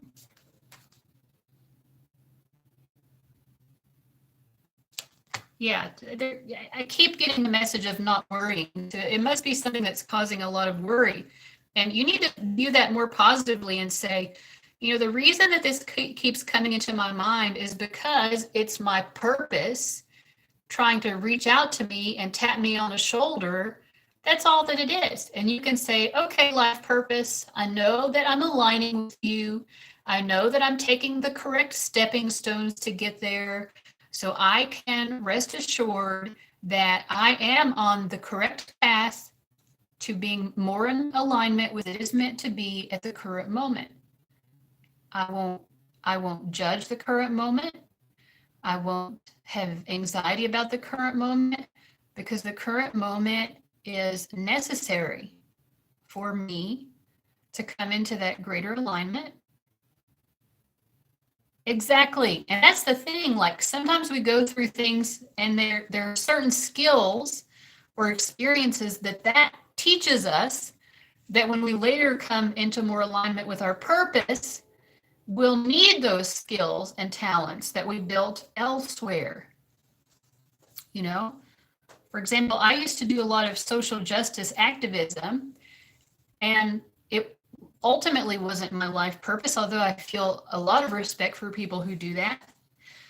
But it taught me a lot of skills, the ability to, get in front of a group, to take on leadership. It taught me a lot of things that ultimately I needed in my larger life purpose, which is more of being like a spiritual teacher, and maybe doing that, which is something I'm just starting to step into. Maybe that will lead me to something else. So everything is sort of a stepping stone. Everything is an experience, an opportunity to learn and to come into greater and greater alignment. And that's a beautiful process. So I feel like your approach to it, that sticking with engineering for now, is an excellent choice. And congratulations on getting that degree. That is a difficult degree to get, and it's a wonderful job. There's going to be a lot of stability for you in that. And you're right. You're exactly right. So that is beautiful. All right. So it looks like next on the list is Samantha. Samantha, what did you want to ask?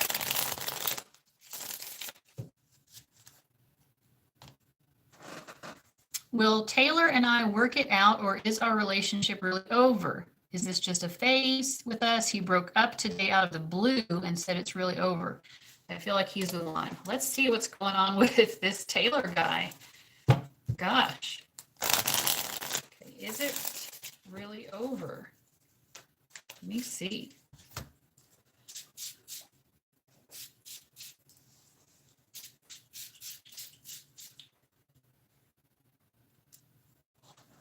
Okay. Oh. Is it over with Taylor?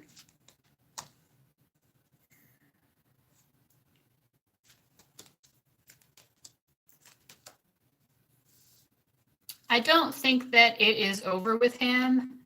I think it is more of just a pause, and I'm going to check.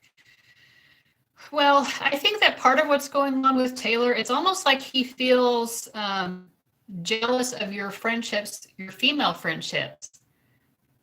I don't know if that makes sense to you. Oh, thank you, Daylight. Because you commented on my community post, Daylight, I did put you on the list, but we've got like 6 or 7 before you. So if you're still around, then I do have you on the list just because you were so nice and so excited. Okay, you don't have a lot of girlfriends. So it's the 3 of Cups. So it could also be like just other people, like third-party situations, or feeling like there are other guys, something like that. It's jealousy, though, is what I feel like.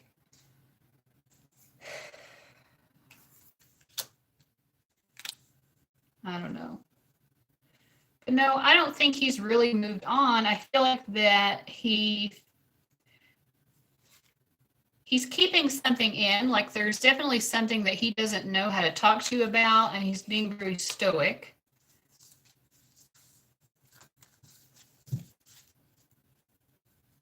Like something he feels like you wouldn't understand. Let me ask more about the 3 of Cups then.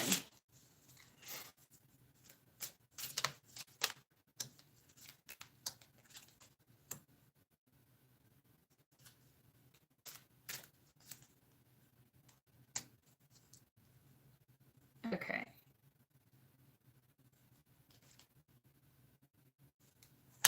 Okay, so so this is something that I'm picking up on Taylor. The Three of Cups could also mean like, I feel like he has like almost like an excessive libido. It's like maybe I almost get the energy of like sex addict or something. I feel like it's not something that he knows how to talk to you about.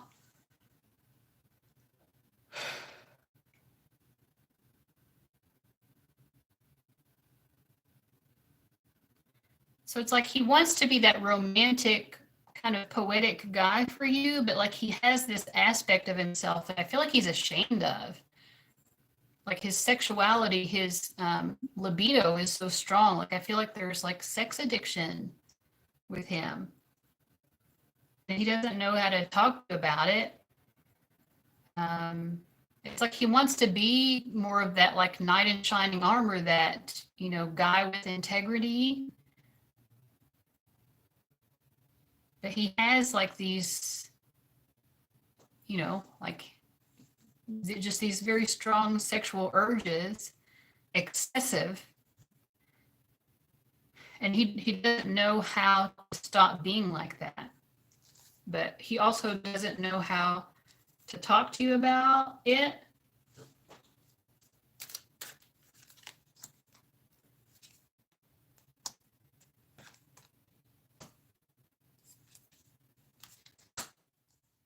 I also feel like for him, it's almost like he doesn't feel worthy. Gosh, he has a lot of guilt. I feel like he may have grown up in like a religious household too, so there are a lot of like feelings of guilt associated with sex in general. It could have been that also maybe they're like, maybe his parents didn't have a good relationship, or maybe it looked good on the surface, but underneath it wasn't very good. I don't know. It's like he wants to be a better person.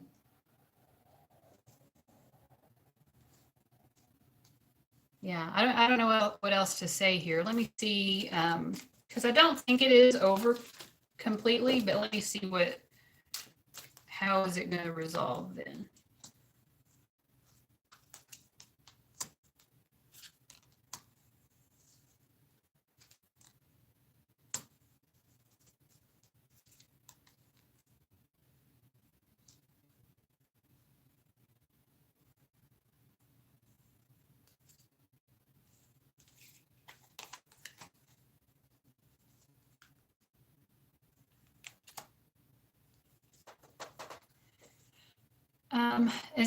Can someone comment and let me know if you're still hearing me? Because I don't. Yes, you can, Ashley, you can send PayPal, and then I'll put you on the list. I'm working through the lists that I have. Okay. I don't think it's over, but I also feel like I don't see necessarily things coming back into harmony anytime soon.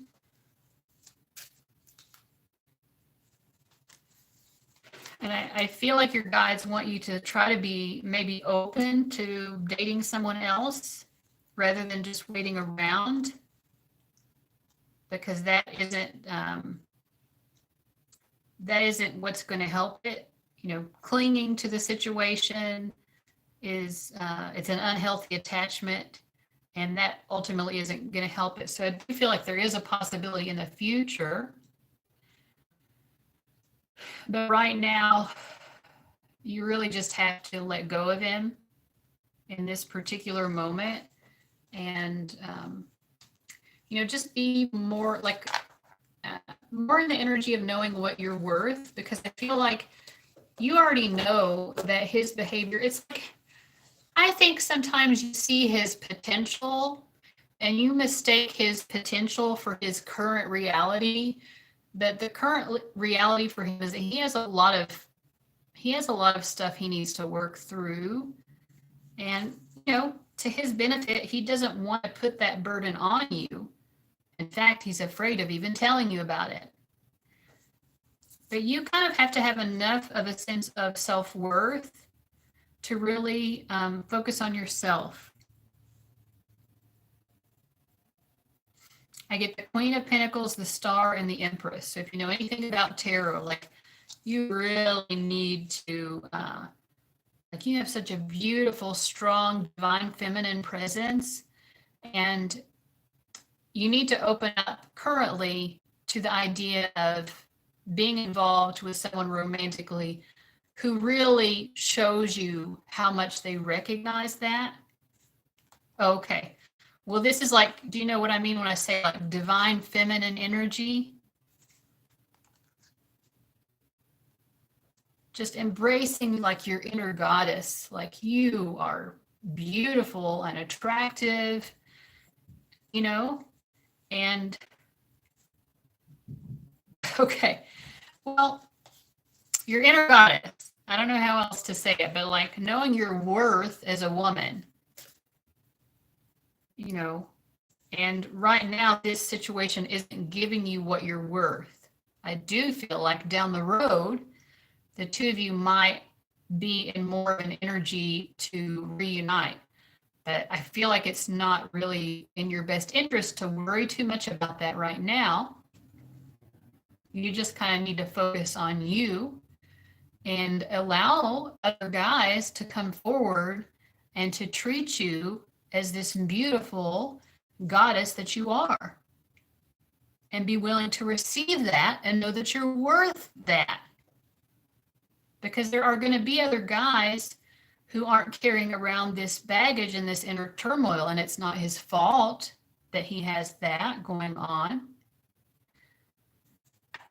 But it's also not your responsibility to heal that for him, especially if he's not even willing to talk to you about it. All right, so that was Samantha. I'm going to go ahead and move on. The next one I have here is Kailyn. Kailyn, are you still here with us?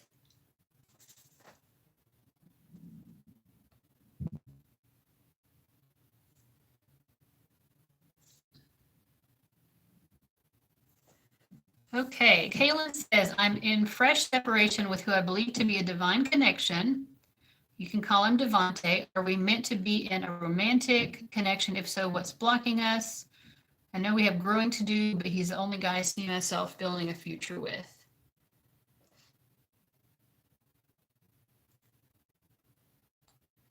So let's see here. So basically, you're wanting to know, is this the guy you're meant to be with? Okay,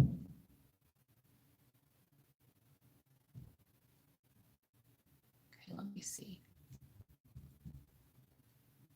Is she meant to be with Devante? Calling him Devante.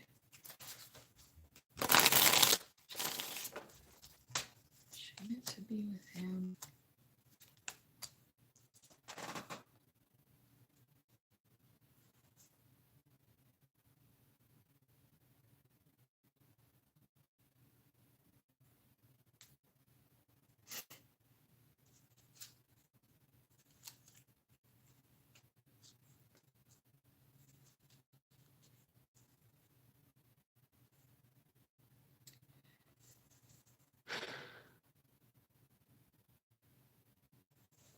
So the answer is yes, because I get 2 out of the cards upright, but I feel like it's going to take a lot of perseverance and a lot of patience with him.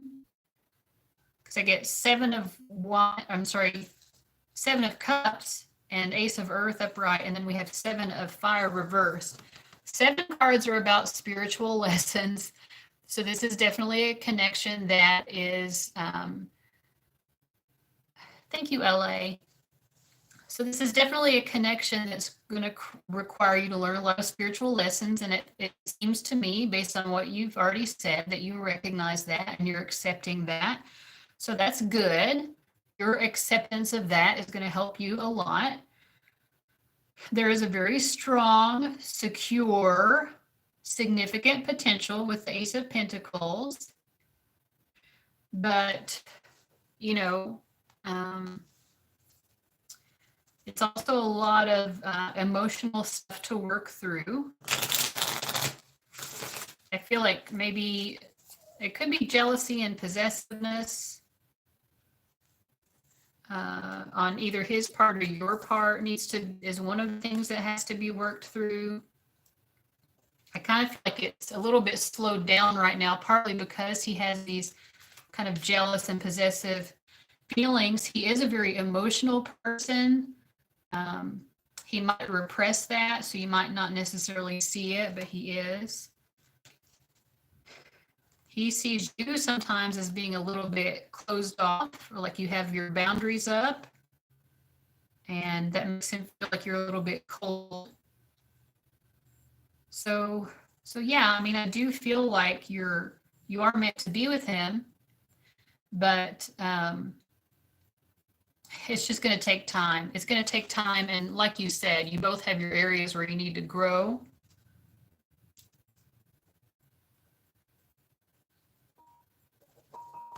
So, I mean, your intuition is already on point. Let me see if there's anything additional that your guys want you to know that you don't already recognize.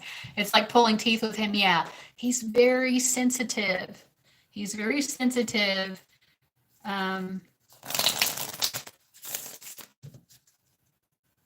You probably do, but I'll ask that question.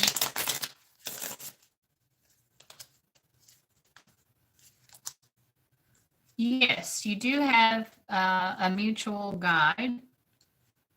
And I think that guide is working with both of you to sort of recognize your self-worth, because that is part of the blockage. And I believe that you asked that before, what's blocking it. A lot of it is about self-worth. And, you know, it's almost like you don't feel like you're worthy of good stuff, or you're not worthy of good love, both of you. So that's the blockage, and you do have a mutual guide. It's an interesting question to ask. So I'm going to go ahead and move on if that's okay, because these are mini readings, and we've got quite a bit of list yet to get through. So it looks like the next is Jennifer / Toki. Are you out there? You're very welcome, Kailyn. Thank you so much. I think my internet is very slow for some reason right now. What is your twin flame Pisces feeling towards me? Any action coming towards me soon? All right, Toki Coco. That is my cat's name, as many of you already know. I closed my office door so that she wouldn't bother us, but she's taking a nap in the living room anyway. But like when I'm in here and I'm talking, she gets really jealous. Oh. She's a little attention person. She needs a lot of attention. Recently, my 10-year-old niece visited me for the weekend, which it's been a while since she's done that, because in the past year, she's gotten involved in gymnastics and cheerleading, and she's really well with that. So she's been really busy. But she visited me a couple weekends ago, and like the whole week after that, Coco would not leave my side, my cat Coco, because she's so jealous of anyone else getting my attention. All right, so let me see what your twin flame is feeling about you. Ooh, it's good. He thinks you are his woman, the ideal woman for him. He also sees you as being very emotional, maybe like emotionally sensitive, or just someone who's very, has maybe very intense emotions. Let me see here. Yeah, I guess she is codependent, and I don't know what to do about that. I mean, I guess closing the office door is maybe one thing to do. But yeah, she is kind of, she's a codependent Coco. So yeah, he's very much in love with you. I feel like he's also getting clarity. There may have been some confusion that he had, or I feel like with him, I see him gaining more clarity and really wanting to move forward, because we get the Wheel of Fortune and the Chariot. Like, he wants to move forward with you dramatically. He wants to make some, your twin flame. He wants to make like really significant forward movement. I think that the reason he hasn't spoken to you is because he's been confused about something. Like he couldn't see clearly for his own emotions. He just, I mean, it's not that he didn't think that you were a wonderful person. It's something else. I don't know. I'm not really getting a good picture on it, but I feel like right now he is more in the interest of moving forward. He's needed a lot of healing. Yeah. 7 of Cups reverse could also be like healing addiction of some kind, or like healing any kind of self-destructive patterns. So maybe he's been sort of self-destructive or something.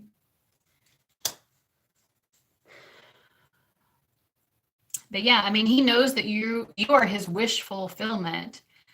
I think there might have been also some level of fear with him because he feels like there would be a lot of guys who would be attracted to you.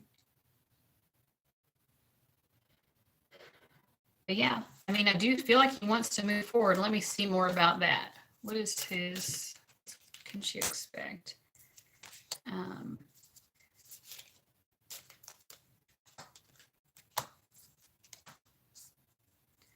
It's almost like he feels like I need to go ahead and take this risk. Otherwise, it's just going to weigh on my mind for forever. It's almost like he needs to release this pressure within him. And so, yes, it is driving him towards finally moving forward towards you, because he also, it feels more healthy to him than it has in the past for some reason. Okay, I'll repeat what I said. It's like he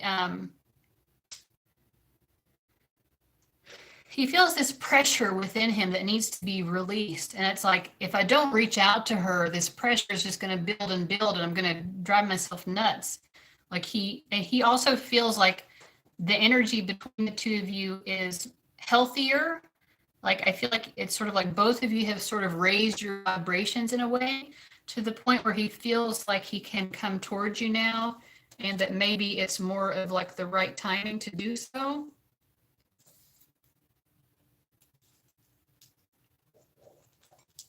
Let me see if there's anything else your guides want you to know about this.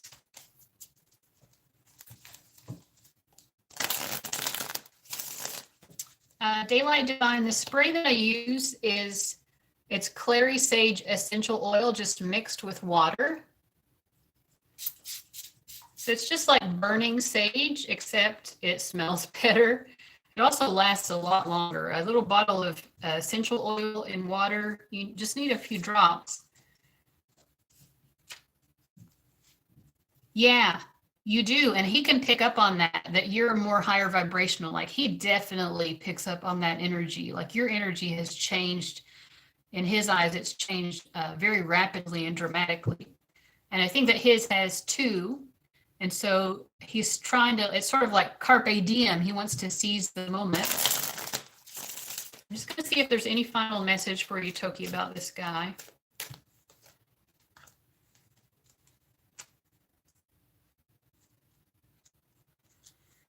So they just want you to continue to stay in that high vibrational energy. I think he is going to be coming around, but they also still want you to continue to like not be too attached to it, because that lowers your vibration. So just trust, don't worry too much about it. Don't get your head too worried. If you start to feel yourself getting into anxiety mode, do something else to get you out of that mindset. So I feel like that's it. I hope that was helpful for you. I'm going to go ahead and move on. Cinnamon, if you're still out there, we have finally gotten to you. Cinnamon. After Cinnamon, we have the other Jennifer, Nagar, and then we have Daylight after that. And now we're with Cinnamon. Is my current romantic relationship coming close to its end, or are we just in a rocky place and we're truly twin flames meant to be? Could I be manifesting a block between us?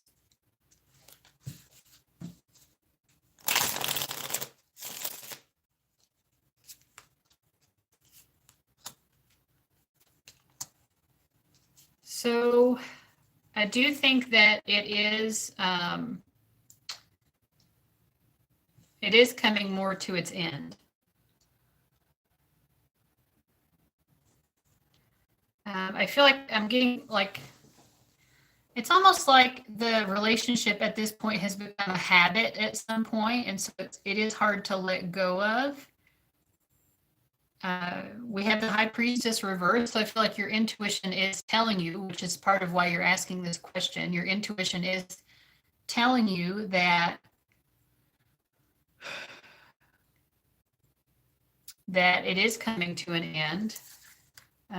Let me see. You asked if you're manifesting a block.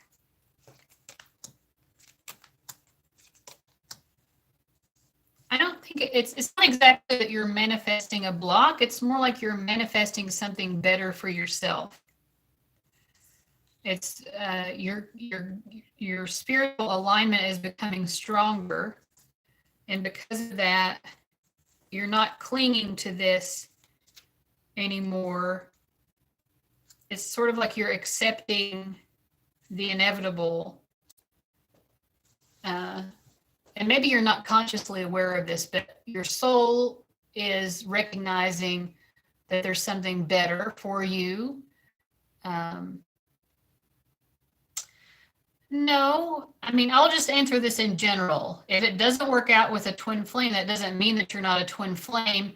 It's very difficult for twin flames to come into a stable union and for that union to last. Just by the very nature of a twin flame relationship, because it really will provoke you and provoke you and provoke you to increasing your path of evolution,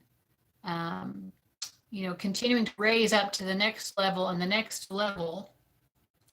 So if you're not with your twin flame, or if it doesn't work out with your twin flame, then it doesn't mean that they're not a twin flame. If you want me to ask if he's your twin flame, I can. Is this person her twin flame?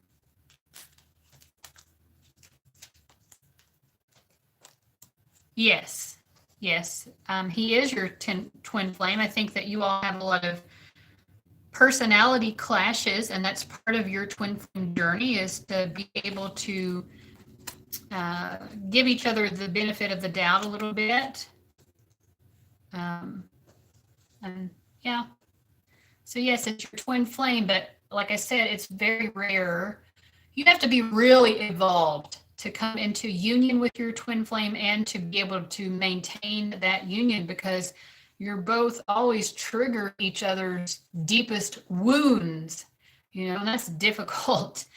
That's really heavy stuff. And you do this for each other's benefit, although it can feel very painful sometimes.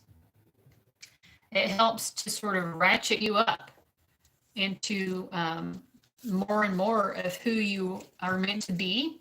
It helps you to understand eventually more and more the truth of who you are, which is that you are love, and that you have the ability to love even when you are in pain.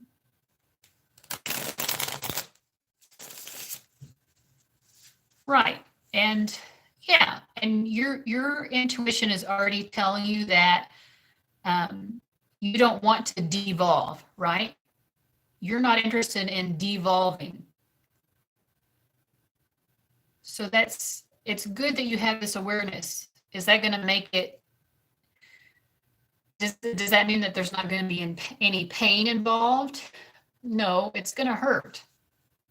But I'm good that you have this awareness. That really helps. Just having that awareness of, I love this person, but it may be that our energy isn't really the best for each other right now. Okay. So is Nagar, Jennifer Nagar. Thank you very much, Cinnamon.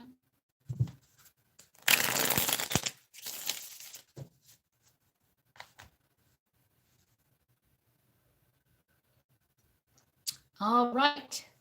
I had a situationship with a guy. I love millennial terminology for things. Like in this millennial age, we come up with some of the cutest phrases.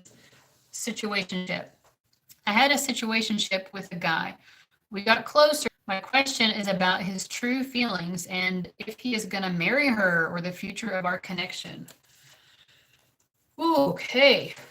Wow. Let me see. Let's start first with his feelings. Yeah, that would be very shocking. Let's see first what his current feelings are for you. I'm going to just start with that. What are his current feelings? Oh my. Okay. Well, first of all, I think he feels bad about it. So that's, I mean, that might be a nice thing to hear. He does feel kind of bad about it. He feels like you are just such a strong woman. Very attractive to him, like strong, courageous, someone who's not afraid of anything. He also sees you as someone who really knows yourself. He sees you as being very self-aware, very wise. Let me see. But I feel like this is one of those situations of a guy feeling like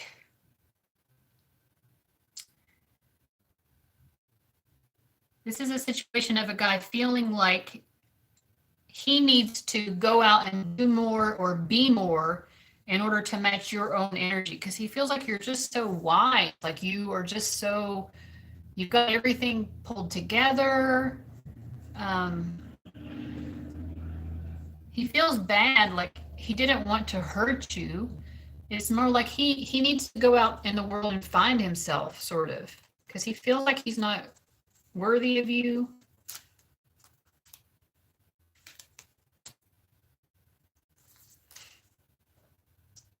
So right now I'm reading for Jennifer Nagar, guys, so please don't ask questions while I'm reading for somebody else. It just distracts me.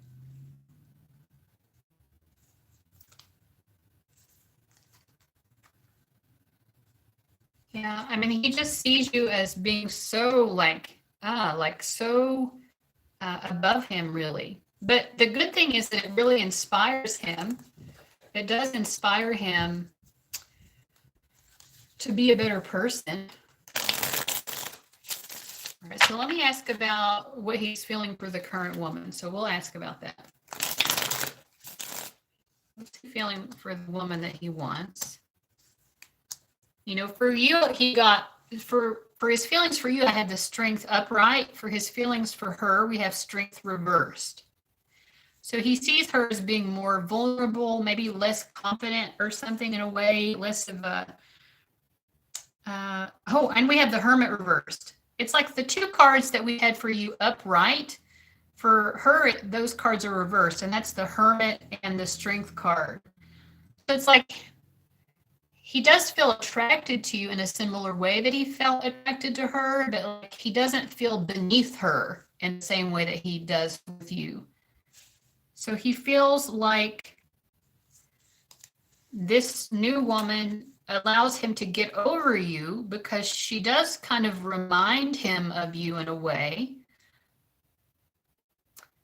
Oh, Virgos. Virgos are my personal heartbreakers. Those Virgos, they're the most difficult to figure out, I feel like. But yeah, it's like he feels like he can be with her because she's more on his level, or even maybe slightly beneath his level. I mean, he still respects her, but he doesn't, I don't know, is this making sense? Like he doesn't feel good enough for you, but he does feel good enough for her. I mean, he still respects her. It's not like he looks down on her or anything.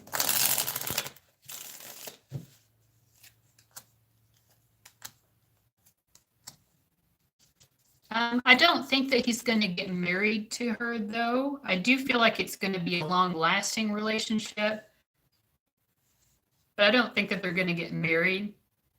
I do think it will last for quite a while, though. I think it will be a long-term relationship, but eventually he's going to realize that the feelings of love just aren't as strong as what he wanted them to be. So that's what I get.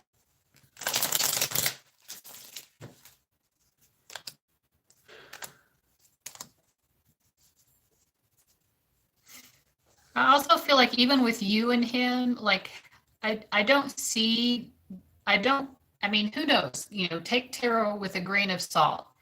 But in terms of you having a future with him, I'm seeing a no to that. There's a lot of love. I think that both of you eventually will find a very loving, very happy, mutually supportive relationship, but I don't think that it will be with each other. And I think that there are a lot of red flags with him that maybe you are not recognizing because you are hopeful of this eventual future with him. And so you're ignoring the red flags. So no, I don't think that there's a future with him, but I do think that your future is very positive because I see finding happiness and real contentment. I know, I'm so sorry. I don't know, there are red flags. And like I said, I don't think you're seeing them clearly yourself because you want it to work with him so badly. I can ask real quick, what are the red flags?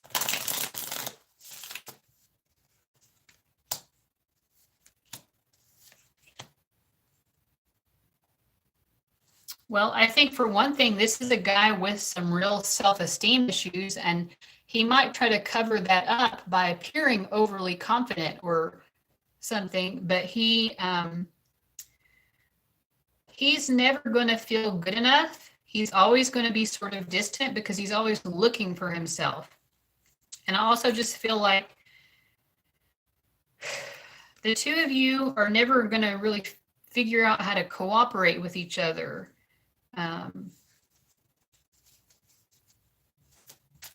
Yeah.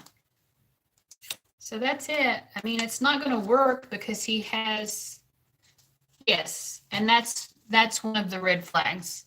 Yeah. So you know what the red flags are. You just don't want to acknowledge that they are that big of a red flag. You're very welcome. All right.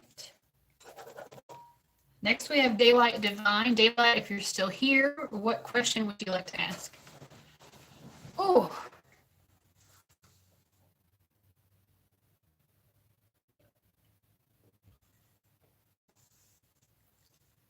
Daylight Divine, if you're out there.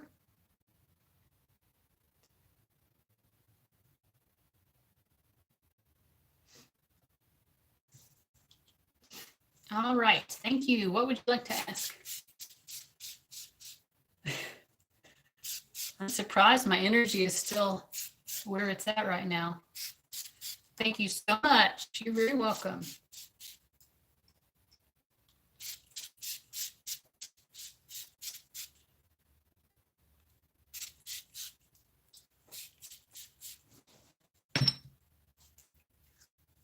Yes, Pink Angel. Let me refresh my PayPal.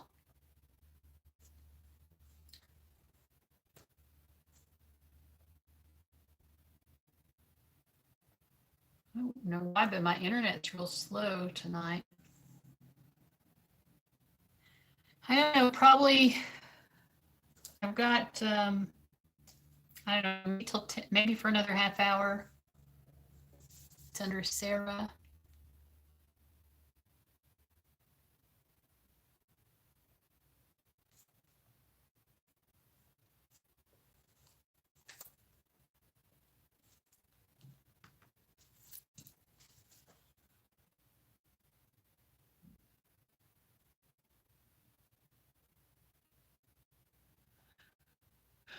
Okay, Daylight Divine says, I wanted to ask for help and guidance from the divine on being a better mom and wife. I feel like I'm trying, but I know that there is a generational curse of narcissistic personality disorder. It was passed down to me when my grandma passed, and I just want to release it and start it anew. For one thing, I just want to say to you before I pull any cards that the fact that you might even recognize some sort of narcissistic issue shows that you are completely self-aware and, you know, I mean, maybe you do have some level of that, who knows, but, you know, the fact that you're even acknowledging it, most people with like a severe narcissistic personality, they're never going to admit to themselves or anyone else that there's some sort of issue like that, that there's anything wrong with them. Okay, so let me see. Okay, Latoya, I'll put you on the free list. Okay.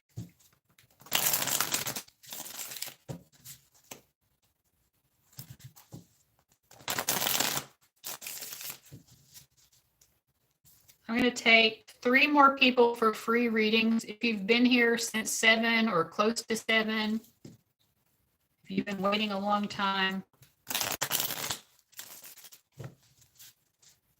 you need a reading, Stacey. You just dropped in pretty recently, didn't you? I don't know that anyone needs one that desperately. Miss M, thank you for helping me out. I'll be glad to put you on.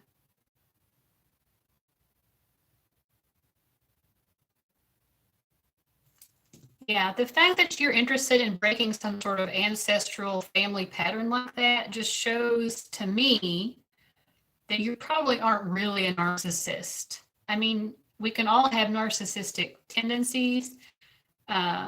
It's good. It's very healthy that you can have that self-awareness.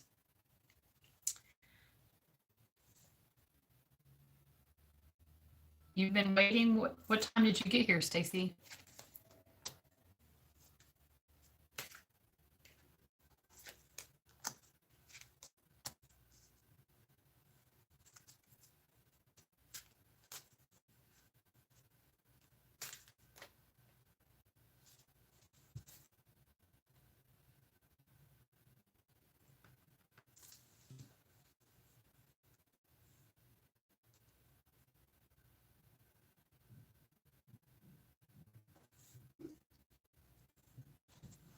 All right, so for Daylight Divine, oh, I said, what time did you get here, Stacey?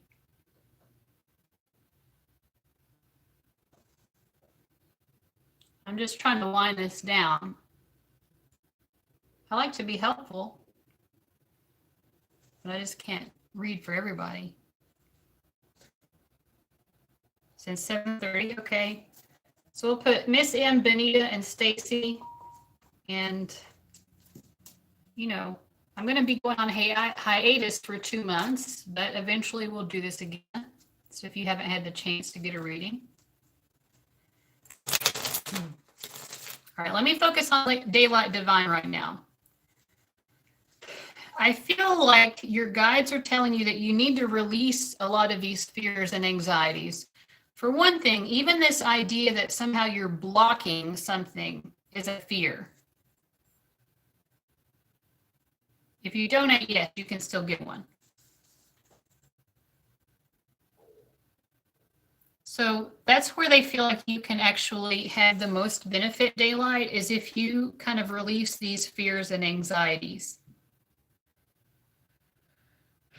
You know, they say also that in terms of being a good mom, sometimes you take on too much. You take on too much responsibility. You stretch yourself too thin, and that can cause you to lose a little bit of patience, and maybe it can cause you, yeah. And that's a difficult thing to work on. I really think that, you know, the best thing to do for anxiety is to go see a therapist, allow a therapist to help you, because it's not something you can just switch off, right? You're going to have to have someone help you through that process. And they are saying you really stretch yourself, 3 girls under 4, and you're pregnant again. So yeah, you're really stretched thin right now, and you need to have more, You need to be more kinder to yourself about that and say no more often, because that's a lot to take care of in and of itself. And my feeling is that a lot of times you take on even more just beyond taking care of the kids that you have, right? So people are asking you to do, maybe this narcissistic pattern taught you to be a doormat.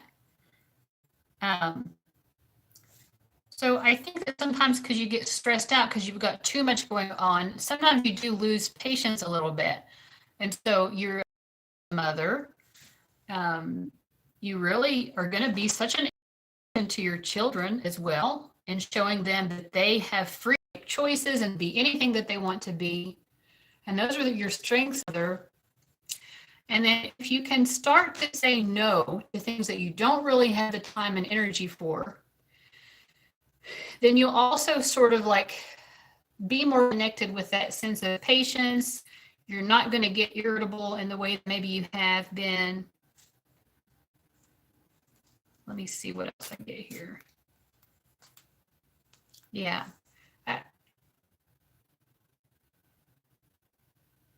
Yeah. So you need to learn how to say no to mom, because you have your own kids and it's like she wants to be an extra kid and you don't have time for that. I know you love her, but you don't have time for that. And it's taking away the energy that you need to direct towards your children who do need you. Your mom is an adult. She needs to take control of her own life and stop doing that. And you have to set boundaries with her and say no. Just practice saying no. It's okay.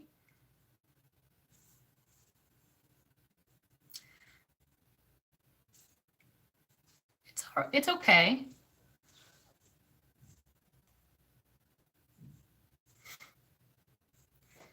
I feel like in terms of the finances and financial security that you're asking about, I do see very positive energy here. And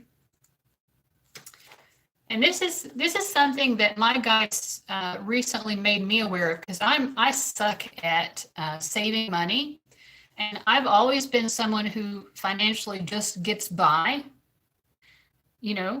and I suck at saving money because it feels like whatever money comes in, it's just enough to cover or barely cover what needs to go out in terms of paying the bills, having gas and food, and maybe a little bit of fun stuff beyond that. But mostly that's what it feels like to me. And so I'm like, how am I ever going to save up money? Because it feels like there's not enough coming in to do that. And something that my guide said to me is, they're like, just play with it. They're saying you're not, if you're a child and you're trying to learn how to balance if you're a child and you're trying to learn how to save money, what do you give that child? You give them a piggy bank. Now, do most kids get a piggy bank? No, but it teaches them, well, I can put a few pennies in here, I have. And it's sort of just learning. It's like getting into the energy of it. Think of it as playing with it. I don't know if I'm getting this across well, but it made sense to me. Like, I had this big glass jar that several months ago I decided, I'm going to take my loose change and I'll keep putting it in that jar. Now, that's not going to, even if I fill it up, it's not going to be a ton of money, right? But it's something to do. But like, since that several months ago, I never put any more money in. And lately I've been thinking like, well, I should take the change in my billfold now and put it in that. But I kept not doing that for whatever reason. And my guides were like, just take your change and put it in the piggy bank. They're like, I know that it's not going to make a significant change to you, but energetically, it shifts things because you're not so worried about it. It's just play. It's just, I'm having fun. I'm having fun with the idea of practicing saving. With practicing saving money, it doesn't have to be, let me put away $100 a week. It can be just, let me practice this. I hope that's making sense. I don't think that I'm explaining it as good as my guides did. They were also telling me that the same thing is true when it comes to manifestation. We get so down on ourselves, like, well, why can't I manifest what I want to? And like sometimes we'll have hits and we're like, oh, I manifested it, I did it, it worked. And then other times we don't and we feel like a failure. But what they also told me is when it comes to manifestation, it's the same kind of thing. Like, just play with it. It's like a toy. You know, you're not a master manifester. But all of us right now, as humans right now, we're ascending into our spiritual abilities more, including our ability to manifest. And right now, it's just fun to play with it, to play with our abilities to manifest and not put so much pressure on it. I used to be really good at saving when I was a child too. Yeah, and so it's just put it there and don't touch it. Just keep putting money in there, don't touch it. And eventually, energetically, it's going to bring about a different sort of approach to prosperity.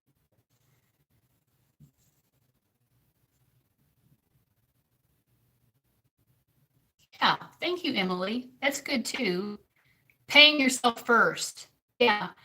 I don't even think I'm there yet, though. I think I still have to play more because to me, it's like, I still feel like I don't have enough money in to pay myself first. And Latoya is making a good point. You know, Daylight has 3 children and a 4th on the way. I don't even have any children and I have difficulty saving. But yeah, just be easy on yourself. But in terms of like future, I do feel like over the long term, it's a 7 of Pentacles. So it's about, you know, eventually this is going to pay off and you are going to see more of the fruits of your efforts. So yes, things are going to be fine over the long term for you and your children financially. But yeah, so hopefully that was helpful. I mean, you know, when it comes to things like that, it's not going to change overnight. And if you can just trust that things are going to improve over the long term and be stable, that is what you're going to see. Okay, so next we have Ashley. Ashley, are you there? Ashley, you still with us? I'm just going to get up and open the window because it's a little bit warm in here. Go ahead and tell me what your question is, Ashley.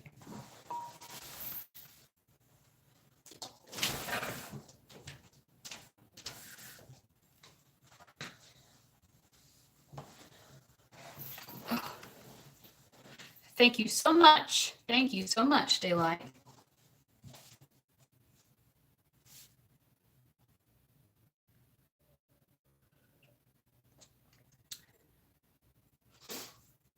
All right, Ashley, go ahead and type your question.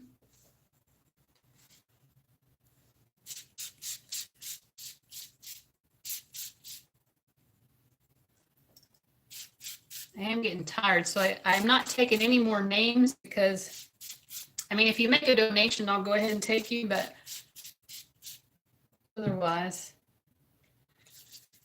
I'm going to be going to chill out after I'm done with these.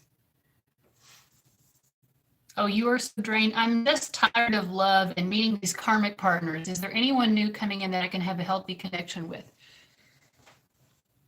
So first, I'm just going to give you some spiritual wisdom, and then we'll see what the cards say as well. So the spiritual wisdom is, if you keep having the same pattern, whether it's with failed romances or failed friendships or whatever, keeps failing, it's the same pattern over and over and over, then it isn't necessarily that you need a different person. There's something else within you, and that isn't about blaming you or saying that you're wrong or you're causing the problem, but there's something within you that needs to shift, because energetically you keep attracting that same pattern because there's sort of a lesson or an understanding that you're not reaching. And so you're going to continue to experience that same sort of pattern over and over until the light bulb sort of goes off. Let me see if your guides have maybe a better way of explaining, or what do they have to say to you about what it is. I'm going to see what they have to say because I don't know.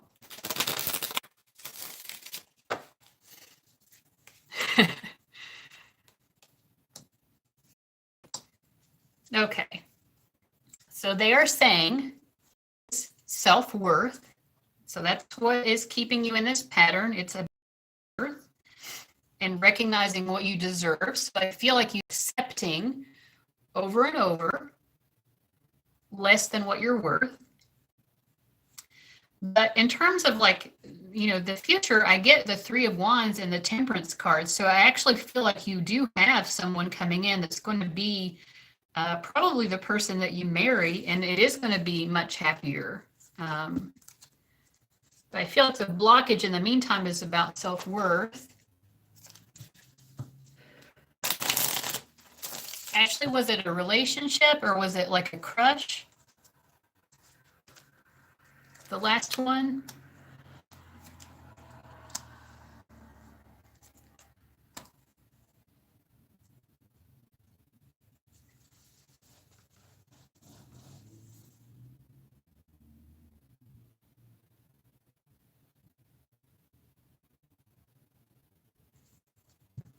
I also, okay. See, he was manipulative. So you're saying it was going well, but now but also he was manipulative.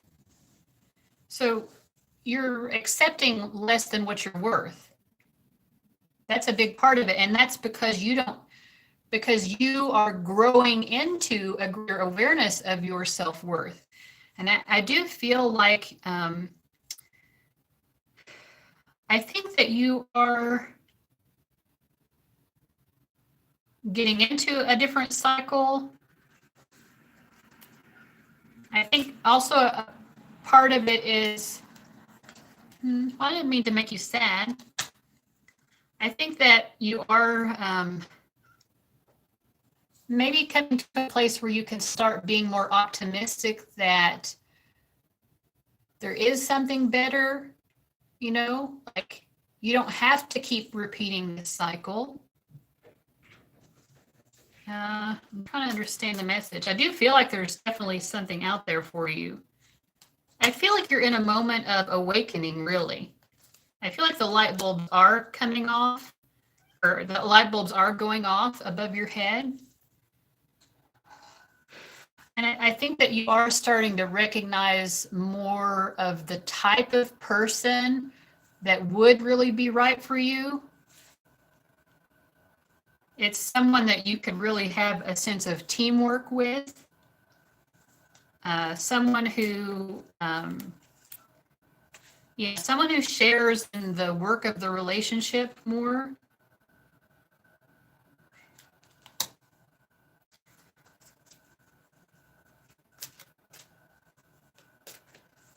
It's sort of like at some level what you've been experiencing with this pattern is a feeling that maybe all that I deserve is someone who gives me trust issues. Maybe all that I deserve is someone who I can't trust. And I feel like you are definitely coming into more of an awareness of self-respect about what you truly deserve, which is someone who can really cooperate with you and collaborate with you, not put all the work onto you, who really inspires this sense of trust and this feeling of security. And also, a big part of it is someone who has the same values. They really, your guides really want you to focus on that. When you get involved with someone next, take some time to really observe what that person's values are, because that's going to help you as well. I really feel like there is a real positive shift in your energy, though, because I think that you're leaving this pattern behind. I do feel like you're going to be aligning with. I do feel like you're going to be aligning with the right person for you. They're also saying that you need to forgive yourself. Because I think you blame yourself for the fact that you've had this pattern, and they don't want you to feel that way. Your guides want you to forgive yourself. So the harvest is coming. I'm getting that. It's you know, you're gonna have to be patient because it's not gonna come. I don't know why I always make people cry, Ashley, but I hope it's a cathartic cry at the very least. So this is going to take a while. It's going to take some time here still. It's not going to be tomorrow. But yes, you're going to end up in a very happy marriage. That's what I see. A very happy marriage with a lot of harmony, with someone that you have shared values, who puts in the same level of effort as you.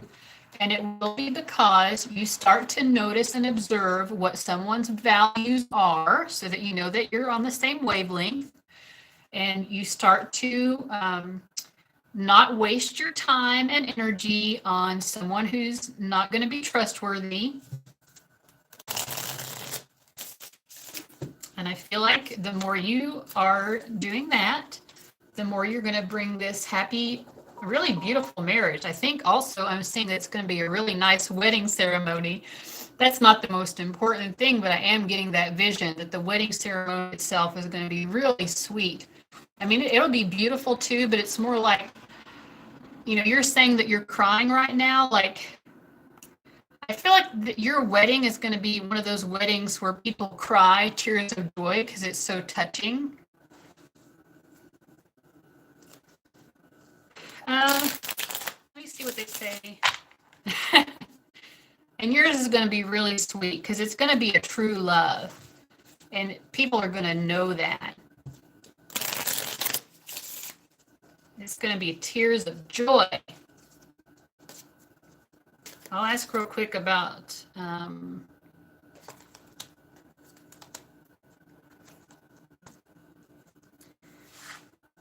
okay. So I'm saying this with caution. But yes, I do feel like Eric is a possibility for you.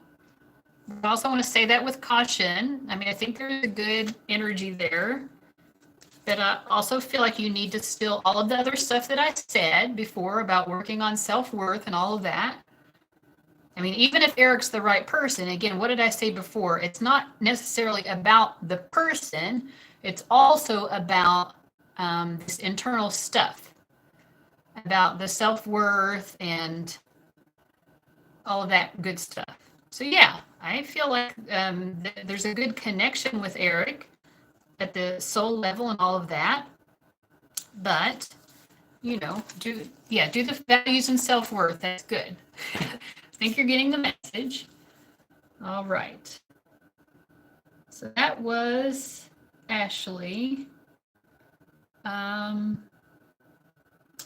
Next is Miss M. Miss M, are you still here? You've been helping me so much and I really appreciate it. What would you like to ask? You're very welcome, Ashley. I'm only taking more readings from people who make donations at this point because I've done a lot of readings. And I've been here for 3 hours. So I'm going to wrap up what I created on my list, and then I'm going to go chill out. Miss M, what was your question? And thank you so much for kicking that person out earlier who was saying. And thank you so much for kicking that person out earlier who was saying all those weird things. I don't know why people troll like that. Okay, is love coming soon?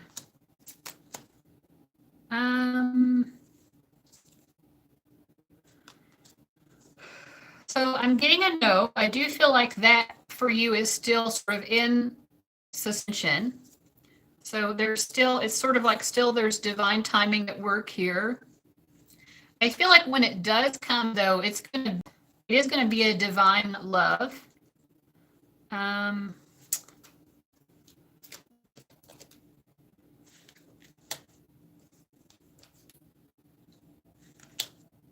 I do feel like when it does happen, But like I said, it's not going to be soon. So that's a no for the question about it being soon.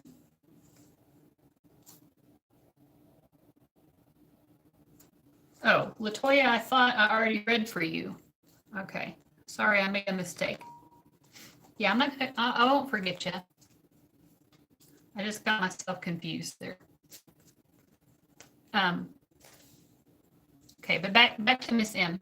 I feel like it's not going to be soon, and when it does happen, it does kind of feel like it is someone that you're meeting with. So I would say that it is a reconciliation, and I'm feeling like it's someone who you may have tried more than once to make it work with this person, and there's sort of like personality clashes. You have different personalities, and maybe even a competitive energy with her a little bit. This is someone who is very kind of like wants to be the boss, that's for sure. Maybe a little bit, very bossy.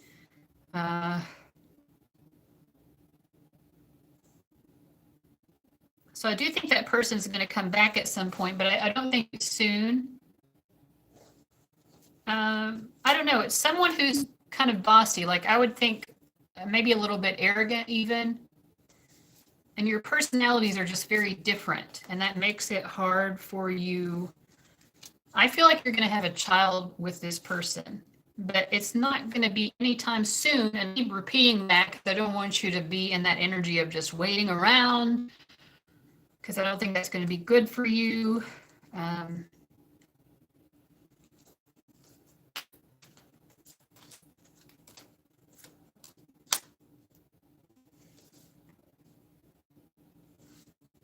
I'm getting a no for the most recent guy, but I don't know if my description of the personality bringing up anything here. It's someone you've tried multiple times with to make it work. And it didn't work because there are these personality clashes, and this is someone who has a very dominant, kind of controlling personality. But I actually feel like you're going to have I think you're going to have a baby with this person. If that's something you're interested in, there's definitely a strong issue of fertility because I see a pregnant woman on two of my cards here. The Empress and the Seven of Pentacles in this. It also says good things take time. So that's what I'm getting. Yeah, you're going to have a baby. You are.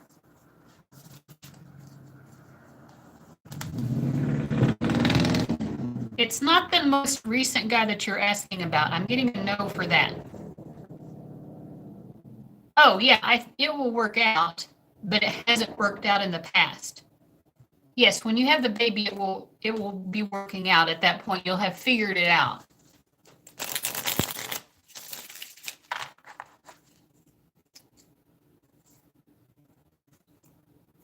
Yeah.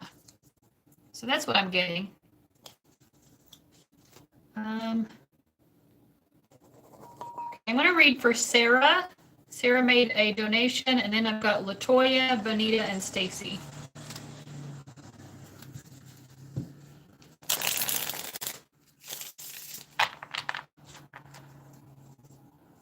Stacey, honey, we've got people in front of you. We've got Sarah, Latoya, and Bonita, and then we're going to do yours. We'll do a reading for you. Otherwise, I'm wrapping things up. So, is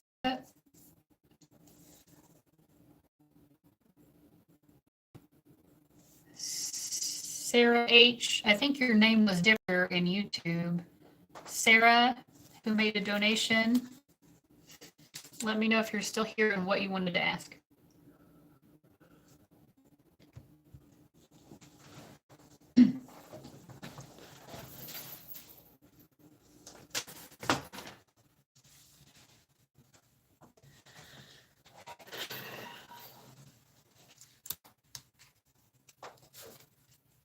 Okay, Fall Zombie. Okay, so Fall Zombie, who is Sarah, am I going to get a reading? Yes, I just called your name, honey.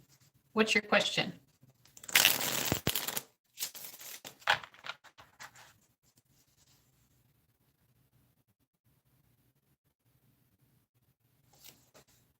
I'm ready when you are. Just tell me what your question is. I want to know if it's in my best interest to continue my relationship with my siblings. I've been trying for years to connect with them. I feel like they just don't like me.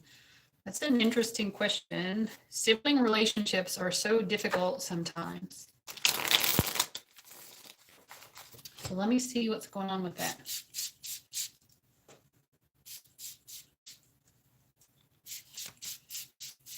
Sibling relationships.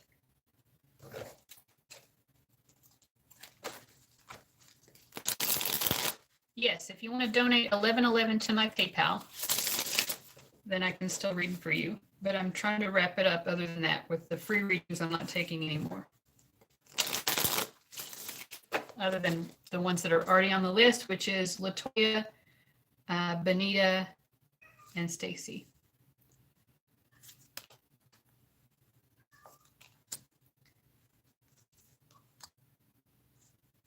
Okay. The energy that I'm picking up is that your family members, your siblings, they do love you. So the love is there probably more than what you recognize. Let me see. I do feel like you need to sort of work it out with them. And I know that it feels like a burden and it feels very difficult, but I feel like, and yeah, there's a lot of volatility. I do sense a lot of like arguments and things like that.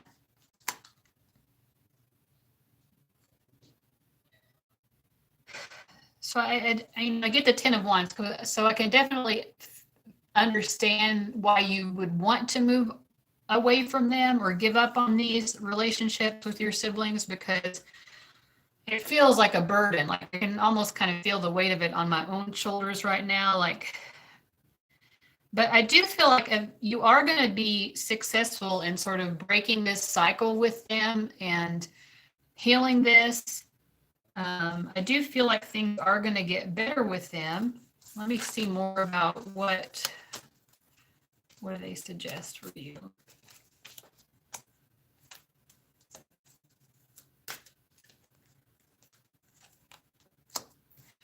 I kind of feel like what they're saying is maybe you need to take a break. Maybe you need to take a break from them to sort of like allow things to sort of balance out a little bit more. But I don't think that it's forever. I don't think it's like cutting them out of your life forever, because there is a lot of love here. And let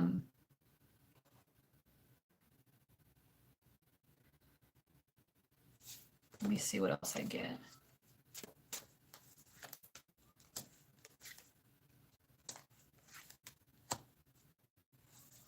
Yeah, I mean,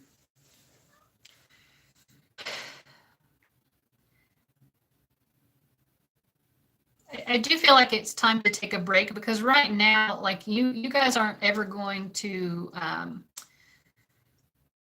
it's like you all want to convince the other person to see things from your perspective. I mean, and you're not making any headway at the moment. So it's also sort of like having this acceptance that, haters are going to hate. You know what I mean? Like there's a feeling of that with your siblings. Like they're going to hate on you a little bit. It's not because they don't love you, but there is a little bit of feeling like, I think some of your siblings see you as succeeding in life in certain ways. And instead of focusing on their own lives and instead of focusing on improving their own lives, they're sort of hating on you because that's easier. It's easier to hate on you for being successful. Thank you, Skill Intuition. I will add you to the list.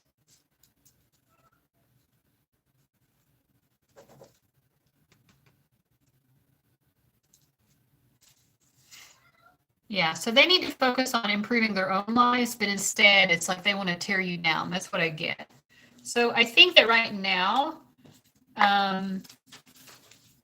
bringing this back into more harmony is sort of like, yeah, remove yourself from the situation, let the energy balance out a little bit more.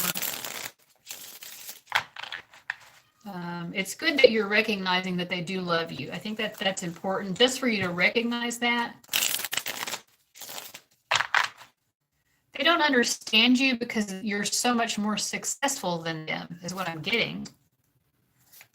And it kind of triggers them. It's sort of like a sibling rivalry thing too, because I think that, you know, everyone has their own perspective of things. There's perspective and then there's reality. And nobody's perspective is 100% accurate.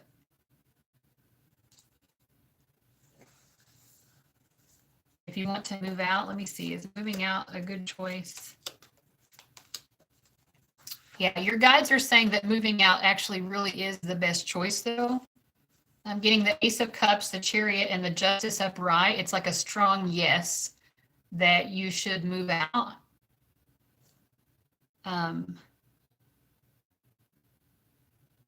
I feel like it's hard to do partly because of financial concerns.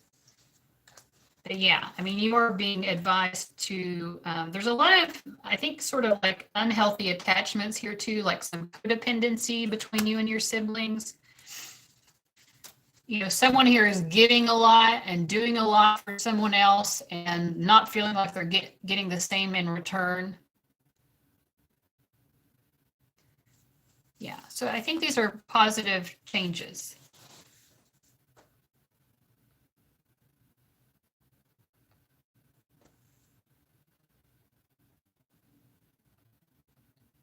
All right, so that was Sarah, Fall Zombie.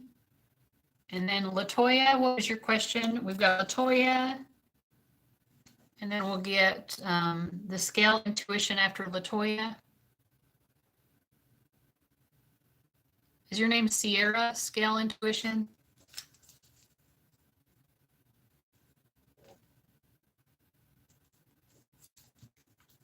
Okay, general reading. Okay, let's see. It's a lot of pressure, Latoya. I don't know. Let's see what's going on for Latoya. What do your guys want to tell you? Let me see here.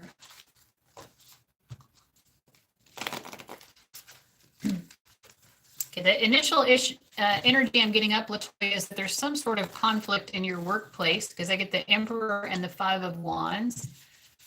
Especially if you're in some sort of position of authority, like people are wanting to argue with you or trust your judgment on things. I feel like you know what you're doing and you're doing the right thing in your workplace. And there might be some people who are taking issue with you or something. And it's because these people who are upset with you, it's just they need to move on to something else. But instead of trusting their own intuition that it's time for them to maybe move on to a different job or something, they want to just instigate conflict with you or something. But you're not doing anything wrong. It's just these people, they need to change something about their lives and move on to a different job or something. And they're not following their own inner guidance about that. And they're sort of just taking it out on you. I feel some sort of like manipulative or underhanded. It feels like it has to do with your workplace because I get the Emperor. But it could be any area of your life where you're sort of like a manager or someone who takes charge or has leadership. People are like picking fights with you or just being sort of antagonistic or maybe gossiping or talking about you behind your back. I feel like you're someone who's taking the higher road, Latoya. But I feel like it frustrates you that you're not getting along with these people. You know, you kind of keep it all in. You're being the better person here, but it seems like your guides just want you to understand what's going on with these people, I guess. Is this making sense so far?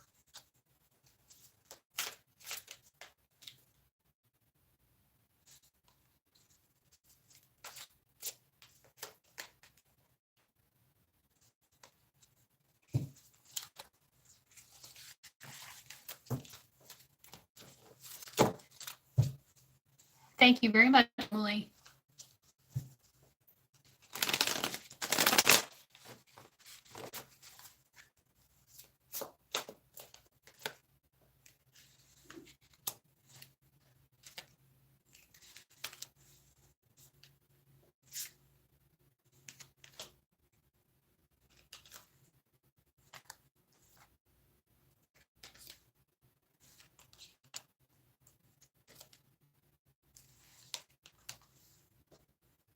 Stay-at-home mom. Well, it might be your children then, because you're in charge of your children. That doesn't make sense, though. Let me see what.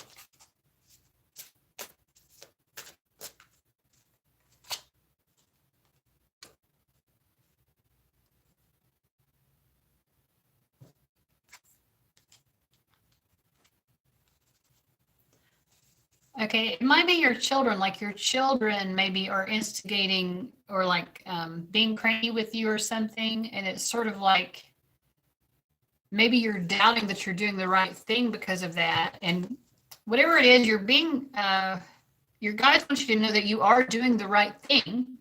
You're taking charge and you're taking leadership in the correct way. And it might just be that your kids need to like work out some of their energy more. Like they need to be more physically active in some way to sort of like work out some of that energy. It could be as well like they need to have a little bit more separation from you, like learn to sort of play on their own more.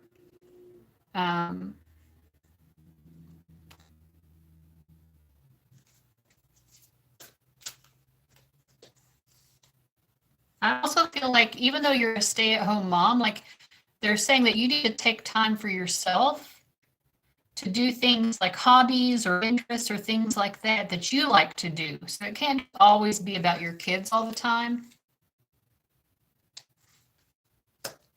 Yeah, the little one needs to play more and be active to sort of work out this energy. And you have to be firm with them. And they're saying that you're doing the right thing, but yeah, this is probably a child that you have to, be very firm with and just trust that you're doing the right thing. Because maybe you feel a little bit guilty to be firm or something like that, or you feel guilty to be like, no, you need to go do your thing, go play outside, or well, if they're one, they're probably not playing outside, but you need to go do, you need to spend a little bit of time over here while mom focuses on what she's doing, So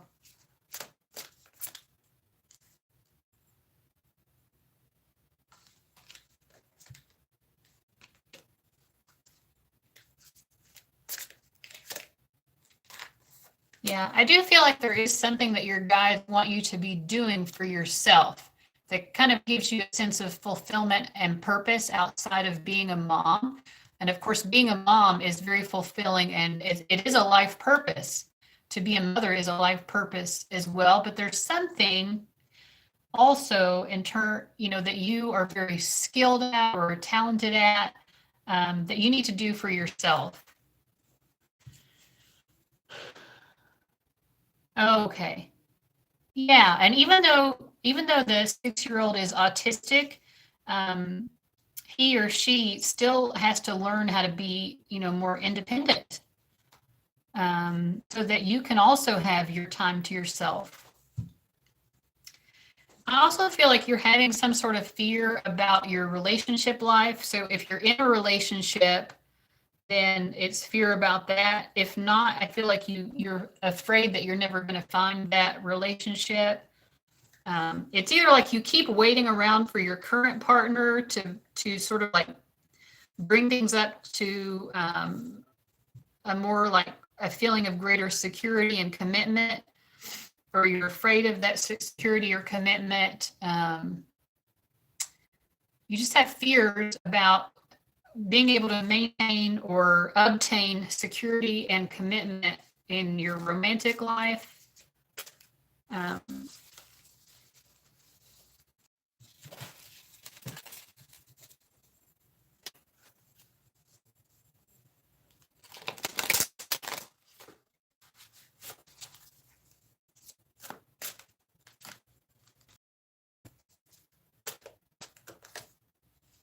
Okay.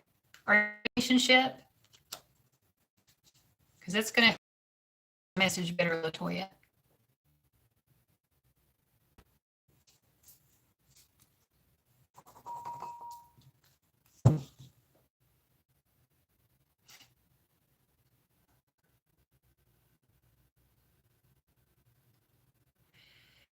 Are you in a relationship currently, Latoya? Because I'm getting a message about your love life, and that's just going to help me to understand more what the message is.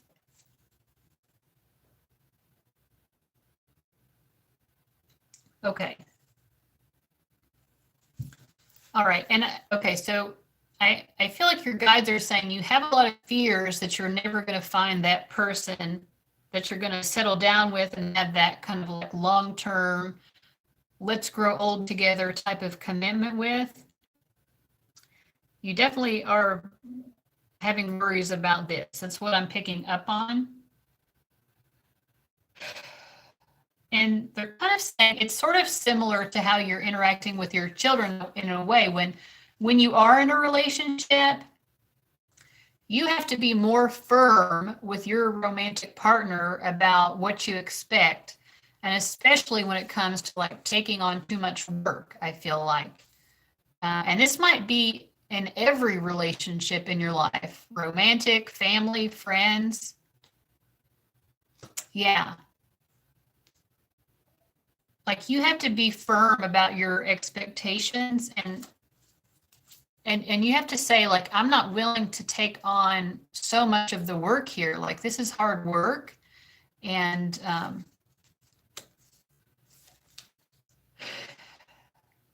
like for some level where you don't even feel you don't feel confident that you'll ever find someone who's willing to sort of help things be easier for you, because things are hard for you. Like you have a lot on your shoulders. So that might be part of the fear too, the fact that you have these children, and if you get into a relationship, you're going to have to find someone who's willing to help you with that burden.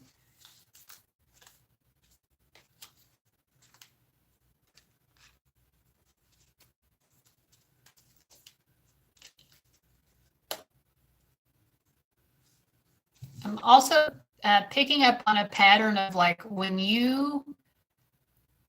it's like when you get involved with a relationship, everybody else comes running and tries to think that that man is their man. So you have a lot of like kind of negative, maybe this is the gossipy energy that I was picking up on in the beginning. Like you have a lot of haters who just want to like take what you have. You have some frenemies, Latoya. You have some frenemies, and your guides want you to be more conscious of this and not let these people continue to backstab you and interfere with your happiness. There are some friendships that you need to let go of, because these people, you have some friends who want to like, if you, does that make sense or not? Like, not all of them. You have some really good friends too, but like, I feel like there's like someone who feels like she wants to steal your man or something. And I know you're not in a relationship now, but like, I don't know, like somebody who just wants what you have. Okay. Yeah, somebody who's very jealous of you. Someone, you know, your guides do want you to be aware of it. And that could be that energy that I was picking up on in the beginning too, like someone who's kind of like picking fights with you or gossiping about you on their own success in life. You know, they see you as like the queen bee, and that's probably not how you see yourself, but that's how this frenemy of yours sees you. And she just kind of needs to move on and find her own success and, you know, stop trying to like take jabs at you. That's what I kind of feel. All right, so that's what I'm getting. I hope that that's really helpful. Unless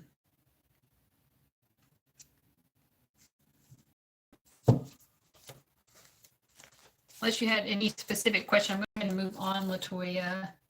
The next is, what was it, Scale? I think your name was Sierra.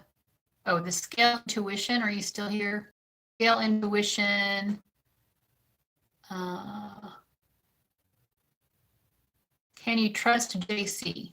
Are you still here, Scale Intuition? The question is, can you trust JC?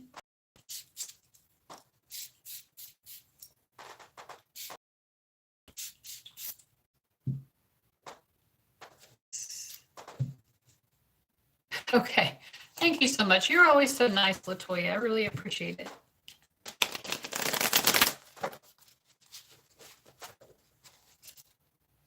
Is the Scale Intuition still here? She said she might not stay, so I don't know if she wants me to email me her reading or what. I need you to tell me that you're still here or not, if you are here. Scale Intuition.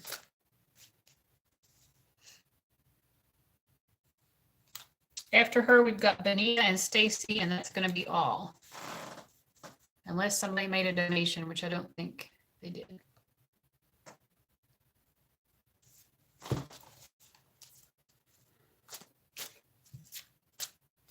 All right, Benita, if I don't hear from Scale Intuition, I'm going to get to you, but I'll give her just another second here.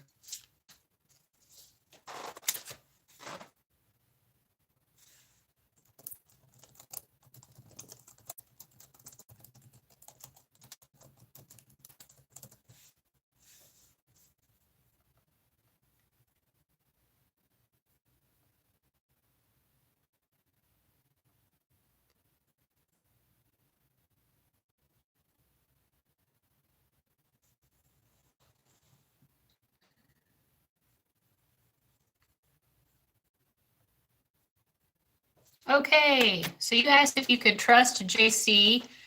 Now, just so I can interpret it better, is JC a love interest or is it someone else? Because that's going to help me to understand what I'm reading.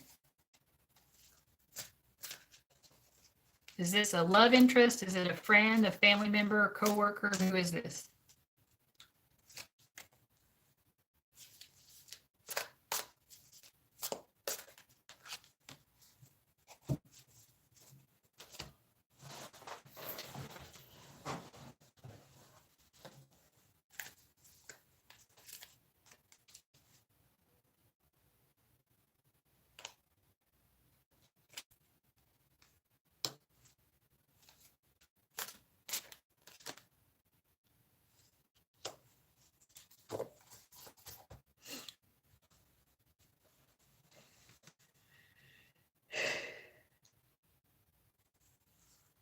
Okay, it's going to help me to understand more what I'm seeing here. I mean, I can give you the yes or no. Is this a love interest or a friend? Who is this person to you?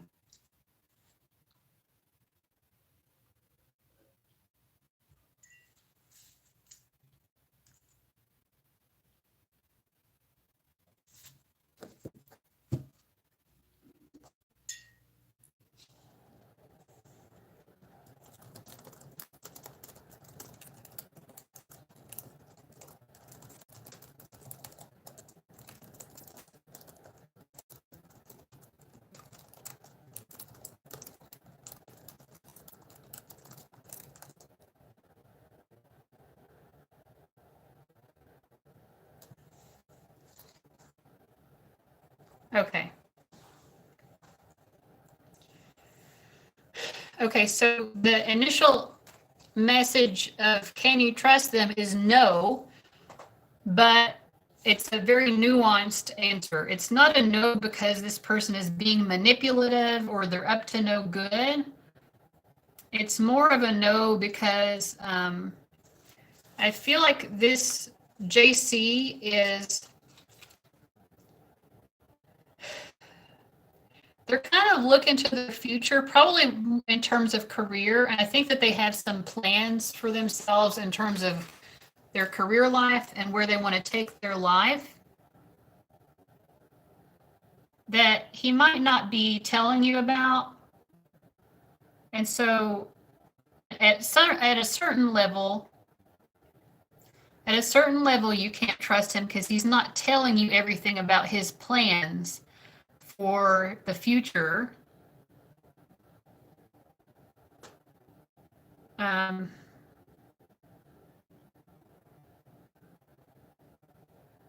And I also feel like about the child, because I get the Sun card reversed and the Eight of Wands reversed. I feel like this is someone who, the answer is no, that you can't trust them, partly because they're not going to necessarily fulfill their obligations to the degree that would be fair to you when it comes to that child. And this person is making plans for their future, and they're not telling you about all of their plans.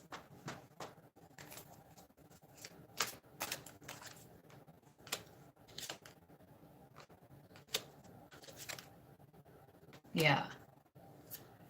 I think that this might be a situation where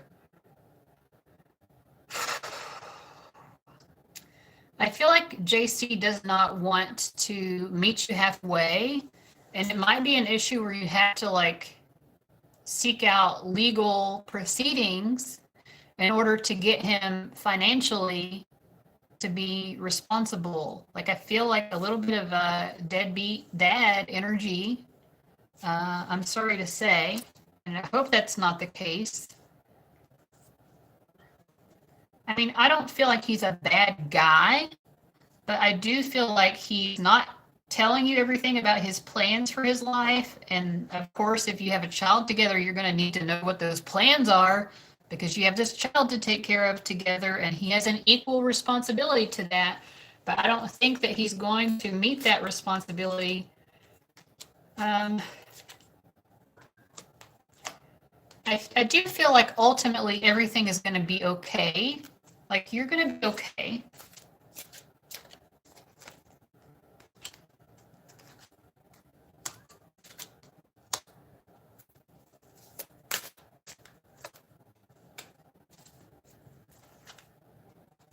And I feel like even the relationship itself ultimately will be okay. But he's going to have to start communicating more openly with you.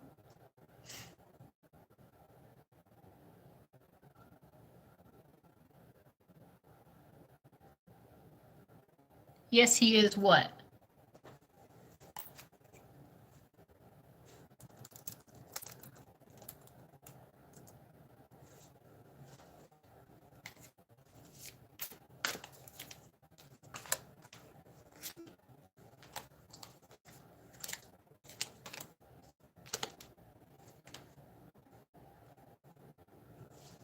Right.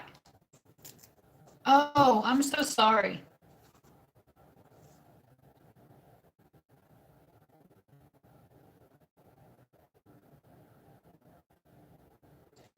Okay. In that case, okay, so the sun coming up reversed is because you lost your child. I'm really sorry. I'm sorry that I misunderstood that, and I'm also sorry that that happened.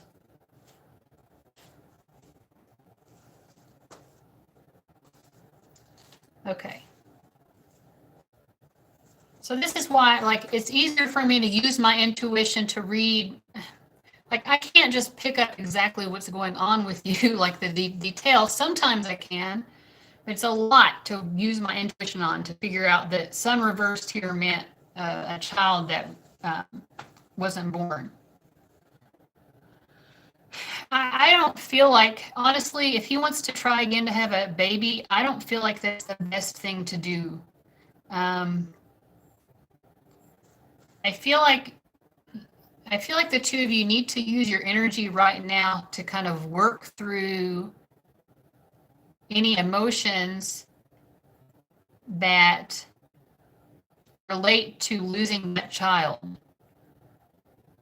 I feel like that's where your energy is going to be better spent. I do feel like I said earlier, I feel like ultimately the relationship itself will be okay. But like you all need to work on your communication because he's not being totally open and honest. And I feel he's also not, yeah, that's what it is. Like I feel like there are discussions that need to be had that are being avoided instead. And I just think that this idea of trying again to have a baby is trying to smooth something over when that's not what's really needed. What's really needed is to talk to each other openly and honestly about what's going on here.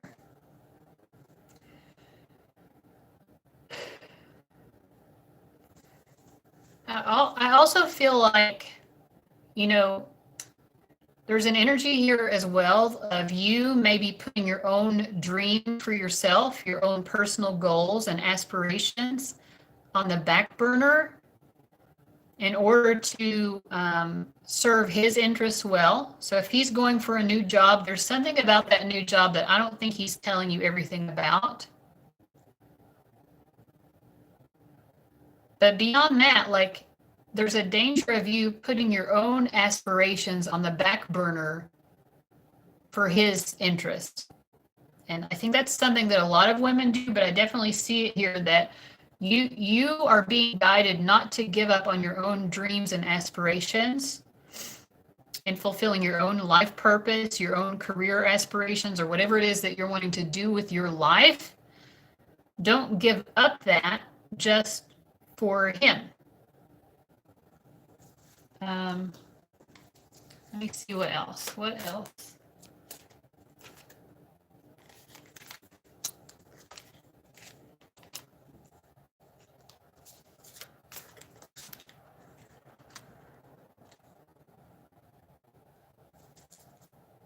I do feel like this is going to be a happy marriage, and I do feel like eventually the two of you will have kids.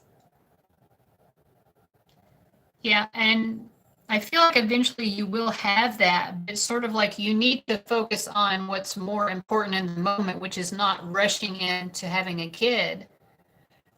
You need to be more slow and create the foundation first. There needs to be a better foundation here, financially and otherwise, financially and also the relationship itself. I do see a very bright future for the two of you. But right now it's the time to build those foundations so that there's a good foundation for that bright, happy future to be built upon. And I do feel like eventually you will have children. I just feel like it isn't really the time for that right now. So that's what I'm getting. These are meant to be mini readings. So if you have anything else specific you want to ask real quick, go ahead. And then I'm going to move on to Benita and then wrap it up with Stacey.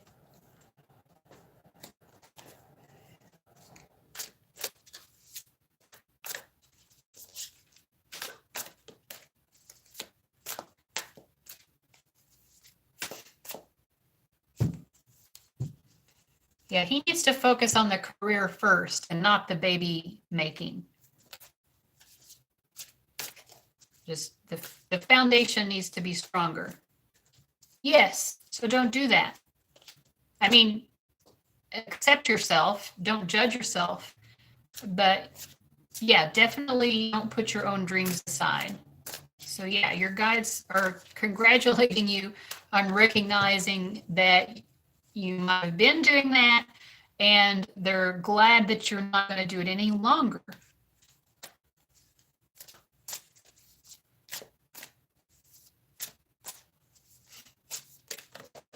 Daylight, you can always do fun things with your kids, though. You don't have to wait to win the lottery for that.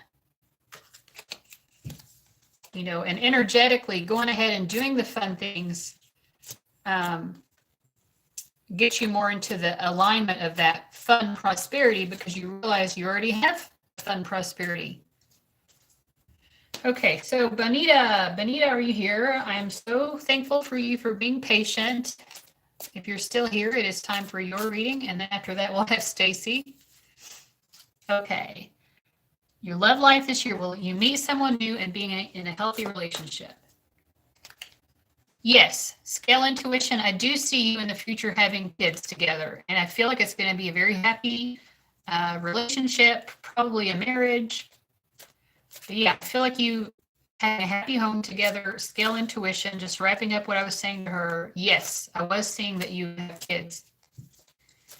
All right, so now we're going to move on to Benita. Will you meet someone new?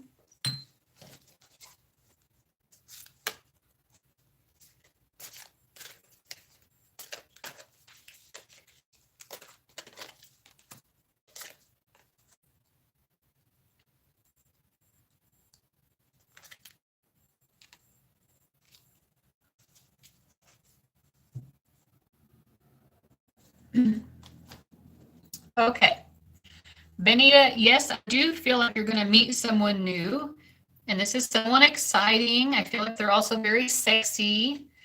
But in terms of will you have a relationship, I feel like there's a very slow moving energy. Like I just see you kind of like waiting and waiting for the actual relationship to happen. Like there's a lot of energy of waiting. I do see you continuing to be single, but there will be someone new. I just don't think it's going to become a relationship. Let me see if there's any more information about that for you. Yeah, there's someone who's going to pique your interest.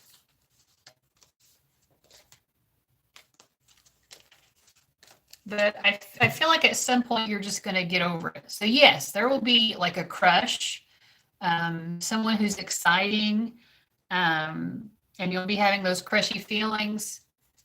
But yeah, I don't think anything is going to come of it. And I don't think you're going to get into any relationships this year. I get a no, a strong no for relationship because I get 2 of Wands reversed, which means no relationship. I also get 9 of Pentacles, which is a single card. So I think you're going to stay single, but there is going to be someone who you're interested in. And I think at some point you're just kind of going to give up on that. You're going to wait around for a while for this person to try to have a relationship with, and then you're going to get over it.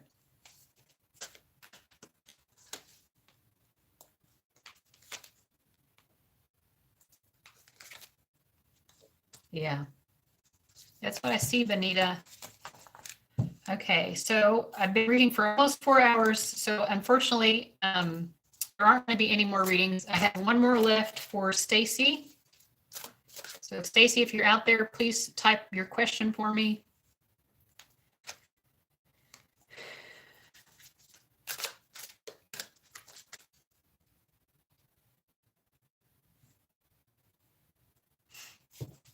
So Benita, just to answer your final question, do you see when I'll be in a relationship? I get the Hanged Man reversed and the Empress card upright.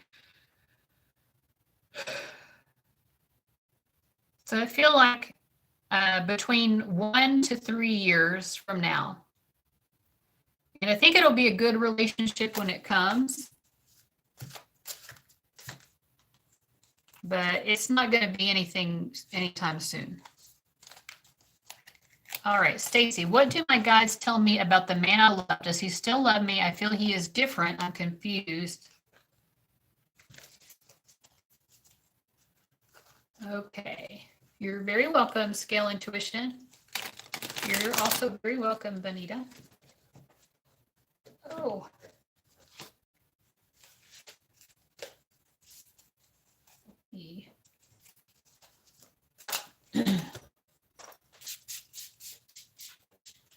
Okay, let me see how Stacey's guy is feeling about her. What are Stacey's guys' feelings about her?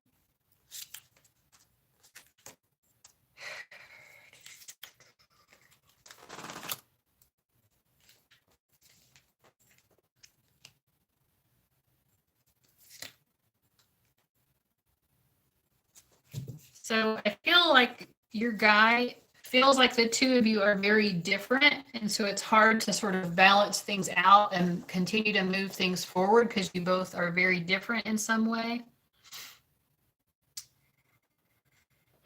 It's hard for the two of you to understand each other.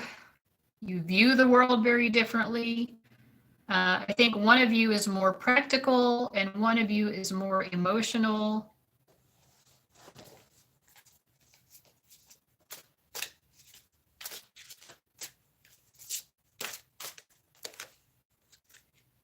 He does really care about you.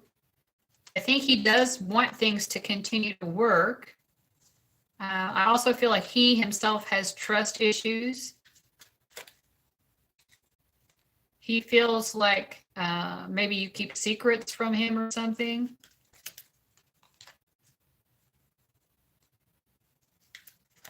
He also feels like you're very, he feels like you are very self-sufficient.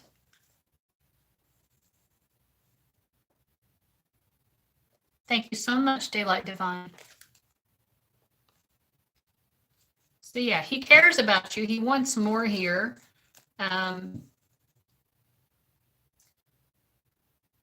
Yeah, just because you're both fire signs doesn't mean you're the same. And I'm also picking this up from his perspective. So this is his perspective.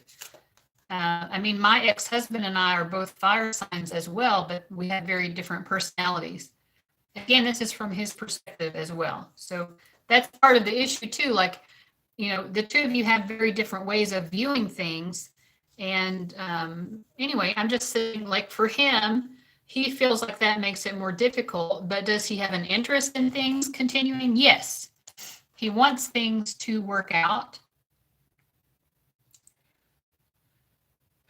He kind of like, he has his own trust issues.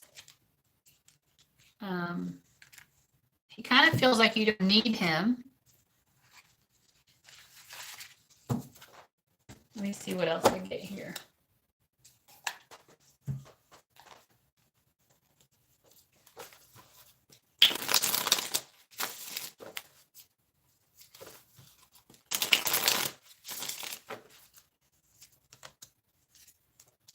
Yeah. I mean, he really is in love with you. He really is. But he feels like he just has these trust issues. He feels like you're very sexy. And he might think that, you know, when you're talking to other guys, maybe he sees it as you flirting or something, or he's afraid that you're doing that behind his back.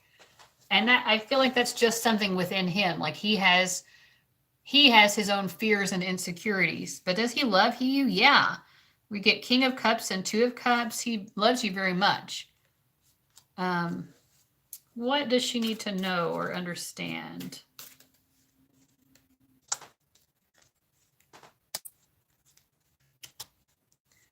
I feel like the kind of the change that you're sensing in him lately is, again, it has to do with his insecurities, because he feels like you don't need him.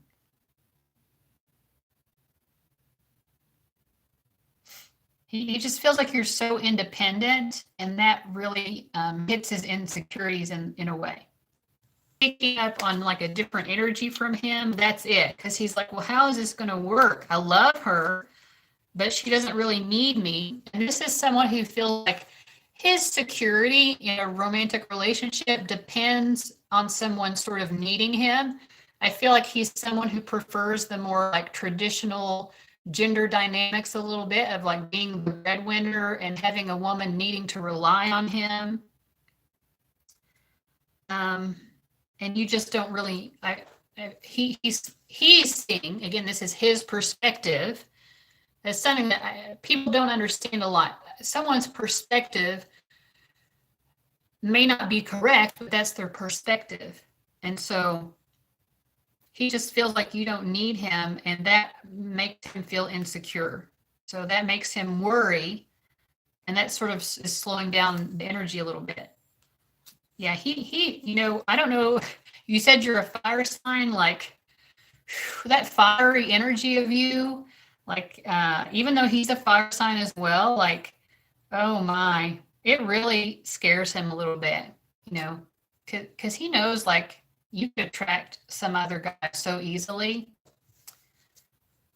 It reminds me of that Beyonce song, I Could Have Another Guy in a Minute. In fact, he'll be here in a minute. Like, he feels like you have that energy of like, oh, if you just wanted to find another guy, if you were just over him, you would be in your next relationship in a second.